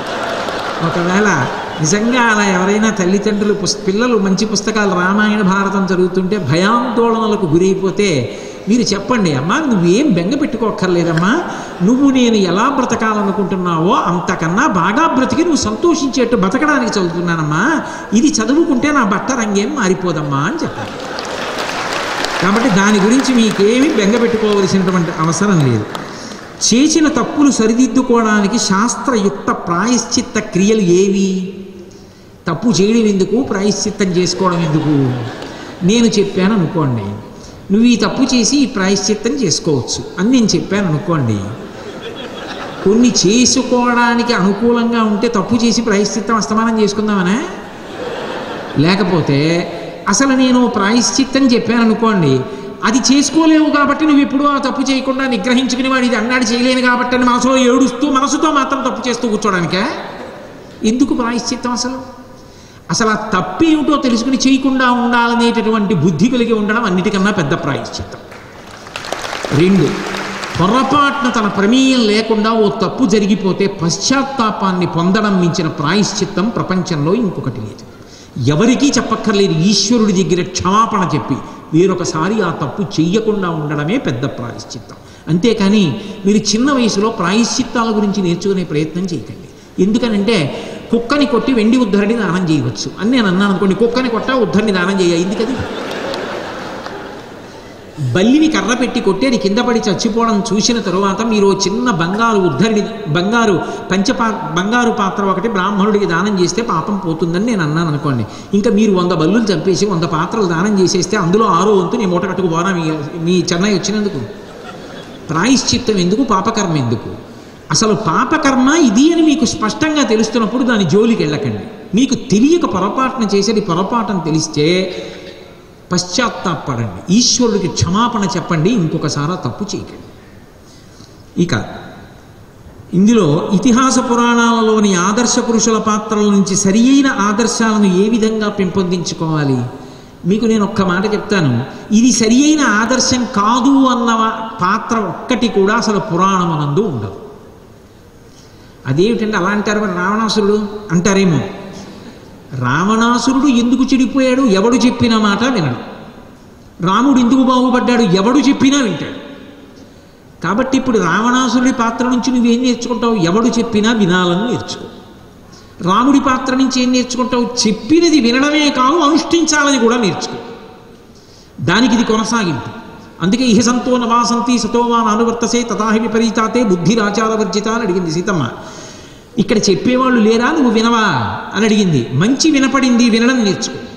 రాముడిలా విని వదిలేయడం కాదు, రావణుడికి తెలుసు కానీ అనుష్ఠించడు. నువ్వు అనుష్ఠాన పర్యంతంలోకి దాన్ని తెచ్చుకోవడం కూడా నేర్చుకో. రాముడిలే. శల్యుడు ఉన్నాడు, మంచి సారథ్యం చేస్తాడు, కానీ పొగట్టలకి లొంగిపోతాడు. పొగట్టలకి లొంగిపోయాడు కాబట్టి మనసులో ధర్మరాజు పక్షానికి వెళ్ళాలనున్న దుర్యోధనుడి పక్షానికి వెళ్ళాడు. అందుకని ఏం చేశాడు? కర్ణుడికి సారథ్యం చేస్తూ కర్ణుడిని తిట్టాడు. శల్య సారథ్యం వల్ల ఏ రథాన్ని నడిపాడో వాడు చచ్చిపోయాడు. కృష్ణుడు సారథ్యం చేశాడు, ఎవరి వైపు ఉండాలనుకున్నాలో అటే ఉన్నాడు. కృష్ణుడు సారథ్యం చేస్తే అర్జునుడు గెలిచాడు. నీ జీవితంలో పొగట్టలకి లొంగిపోవడం అనేటటువంటి దానికన్నా పెద్ద బలహీనత ఇంకొకటి లేదు. నీ దగ్గర ఎంత విద్య ఉన్నా పొగట్టలకి లొంగిపోవడం అలవాటైతే ఏదో ఒకనాడు నీ జీవిత ప్రయోజనమే పోతుంది. అందుకే శల్య సారథ్యం అంటారు. అంత గొప్ప సారథి అయినా కూడా పొగట్టలకి లొంగిపోయి పాడు చేసుకున్నాడు. శూర్పణకలాగా వీడెక్కడ దొరికాడు రా అంటారు. అవతలవాడి మనసుకి గుచ్చుకునేటట్టుగా రెచ్చగొట్టేట్టు మాట్లాడడం అంటే శూర్పణకి. ఏది మాట్లాడితే రావణాసురుడు రెచ్చిపోతాడో అది మాట్లాడింది. అసలు రామాయణంలో జరగనివన్నీ చెప్పింది వెళ్ళి. రాముడి గురించి ఒక్కటే చెప్తే రావణాసురుడు రెచ్చిపోడు. ఒక మాట అంది, నీ భార్యలేం భార్యలు రా, వీళ్ళందరినీ తీసుకొచ్చి భార్యలు అంటావు. అసలు అందగత్తి అంటే సీతమ్మ, ఆమెని పొందలేని నీ బతుకొక బతుకా అంది. అంతే వాడు బయలుదేరాడు. ఏ మాట మాట్లాడితే అవతలవాడు నాశనం అయిపోతాడో అలాంటి మాటలు మాట్లాడడం వదిలిపెట్టేయి. ఒక్క శూర్పణక రామాయణాన్ని తిప్పేసింది, ఒక్క మందర రామాయణాన్ని తిప్పేసింది. ఒక్క శకుని మనసులు విషంతో నింపేశాడు. మాట ఉంది కదా అని అవతల వాళ్ళు పాడయ్యే మాటలు జీవితంలో మాట్లాడకు, నిగ్రహం నేర్చుకో, మంచి మాటలు మాట్లాడు. అసలు ఏ పాత్ర మీకు సందేశం ఇవ్వదు? ఏ పాత్ర అయినా సందేశం ఇస్తుంది. కాబట్టి అది అన్వయం చేసుకోవడం చేత కావాలి. ఇవి చెడ్డ పాత్రలు, మంచి పాత్రలు ఉండవు. ఇది చెడు కాబట్టి దాన్ని పుచ్చుకోకు, ఇది మంచి పుచ్చుకో. కాబట్టి నేను ఇందులో కొన్ని ప్రశ్నల్ని మీకు సమాధానం చెప్పడం జరిగింది. మీరు జాగ్రత్తగా పరిశీలనం చేస్తే మిగిలిన ప్రశ్నలకి కావలసినటువంటి సమాధానములన్నీ కూడా నేను చేసినటువంటి ప్రవచనంలో ఇమిడి ఉన్నాయి. ఒకవేళ ఇంకా మీకు దాని గురించి స్పష్టత కావలసి ఉంటే, ఏదైనా 1-2 ప్రశ్నలకు స్పష్టత కావలసి ఉంటే విద్యార్థులను నేను ఎప్పుడూ నిరుత్సాహపరచను. ఈ ప్రశ్నలు ఇచ్చిన వాళ్ళు ఏవైనా 1-2 ప్రశ్నలకి జవాబు స్పష్టంగా నా దగ్గర తెలుసుకోవాలి అనుకున్న వాళ్ళు ఎవరైనా ఉంటే వాళ్ళు కృష్ణారావు గారి దగ్గర అడిగితే, కృష్ణారావు గారు నాకు చెప్తే నేను మీకు ఏదో ఒక పర్టికులర్ టైం ఇస్తాను, నేను ఉన్న చోటుకి వచ్చి నన్ను కలుసుకోవచ్చు, నేను మీ ప్రశ్నకి నిజాయితీగా నేను మీకు జవాబు చెప్తాను. నేను ఇందులో అన్ఆన్సర్డ్ అని మీకు అనిపిస్తే, దీనికి మేము జవాబు తెలుసుకోవాలి అని మీకు అనిపిస్తే, అలాంటివి ఫిల్టర్ చేసి పంపించడానికి 2-3 నా దగ్గరికి రావచ్చు. వాళ్ళకి జవాబు చెప్పడానికి నేను ఎప్పుడూ సంసిద్ధంగా ఉంటా. ఎందుకంటే పెద్దరికం అనేటటువంటిది పిల్లలకి తెలియంది అంత ఓపెన్ మైండెడ్గా అడిగినప్పుడు చెప్పడం నా కర్తవ్యం. అది ఈ సభలో నేను ఆన్సర్ చేయలేదు అని మీకు అనిపిస్తే, మీరు నన్ను అడగాలి అని అనుకుంటే, మీరు టైం కృష్ణారావు గారి దగ్గర తీసుకుని నేనున్న విడిదికి వస్తే తప్పకుండా మీకు నేను పర్టికులర్ టైం ఇచ్చి ఆన్సర్ చేసి పంపిస్తాను. కాబట్టి మీ అందరూ ఇంత సహనంతో, ఇంత ఓర్పుతో, ఇంత చక్కగా మీరు కూర్చుని విన్నందుకు మీకు నా హృదయపూర్వకమైనటువంటి ఆశీస్సులు, కృతజ్ఞతలు తెలియచేస్తున్నాను. ఇక ఈ ప్రశ్నలలోనే కొన్ని ప్రశ్నలకి జవాబులు నేను చేస్తున్నటువంటి ప్రవచనంలో కూడా దొరుకుతాయి. కాబట్టి ఇందాక మీరు అన్నారే పురాణాలు చదివితే తల్లిదండ్రులు భయపడుతున్నారని, అలా భయపడవలసిన అవసరం ఏం లేదు. మీకు అవకాశం ఉంటే ఇవాళ సాయంకాలం రేపు సాయంకాలం నేను చేసే ప్రవచనం దగ్గరికి రండి. మీరు అడిగిన ప్రశ్నలలో చాలా ప్రశ్నలకి వివరణాత్మకమైనటువంటి జవాబులు మీకు ఆ ప్రవచనాల్లో లభిస్తాయి. అంత మంచి ప్రశ్నలు అడిగినందుకు పేరు పేరున ఇందులో ఏ ఒక్క ప్రశ్న కూడా పక్కన పెట్టవలసింది కాదు. అంత మంచి ప్రశ్నలు అడిగినందుకు ప్రతి పిల్లవాడిని ప్రతి విద్యార్థిని నేను మనస్ఫూర్తిగా అభినందిస్తూ స్వస్తి.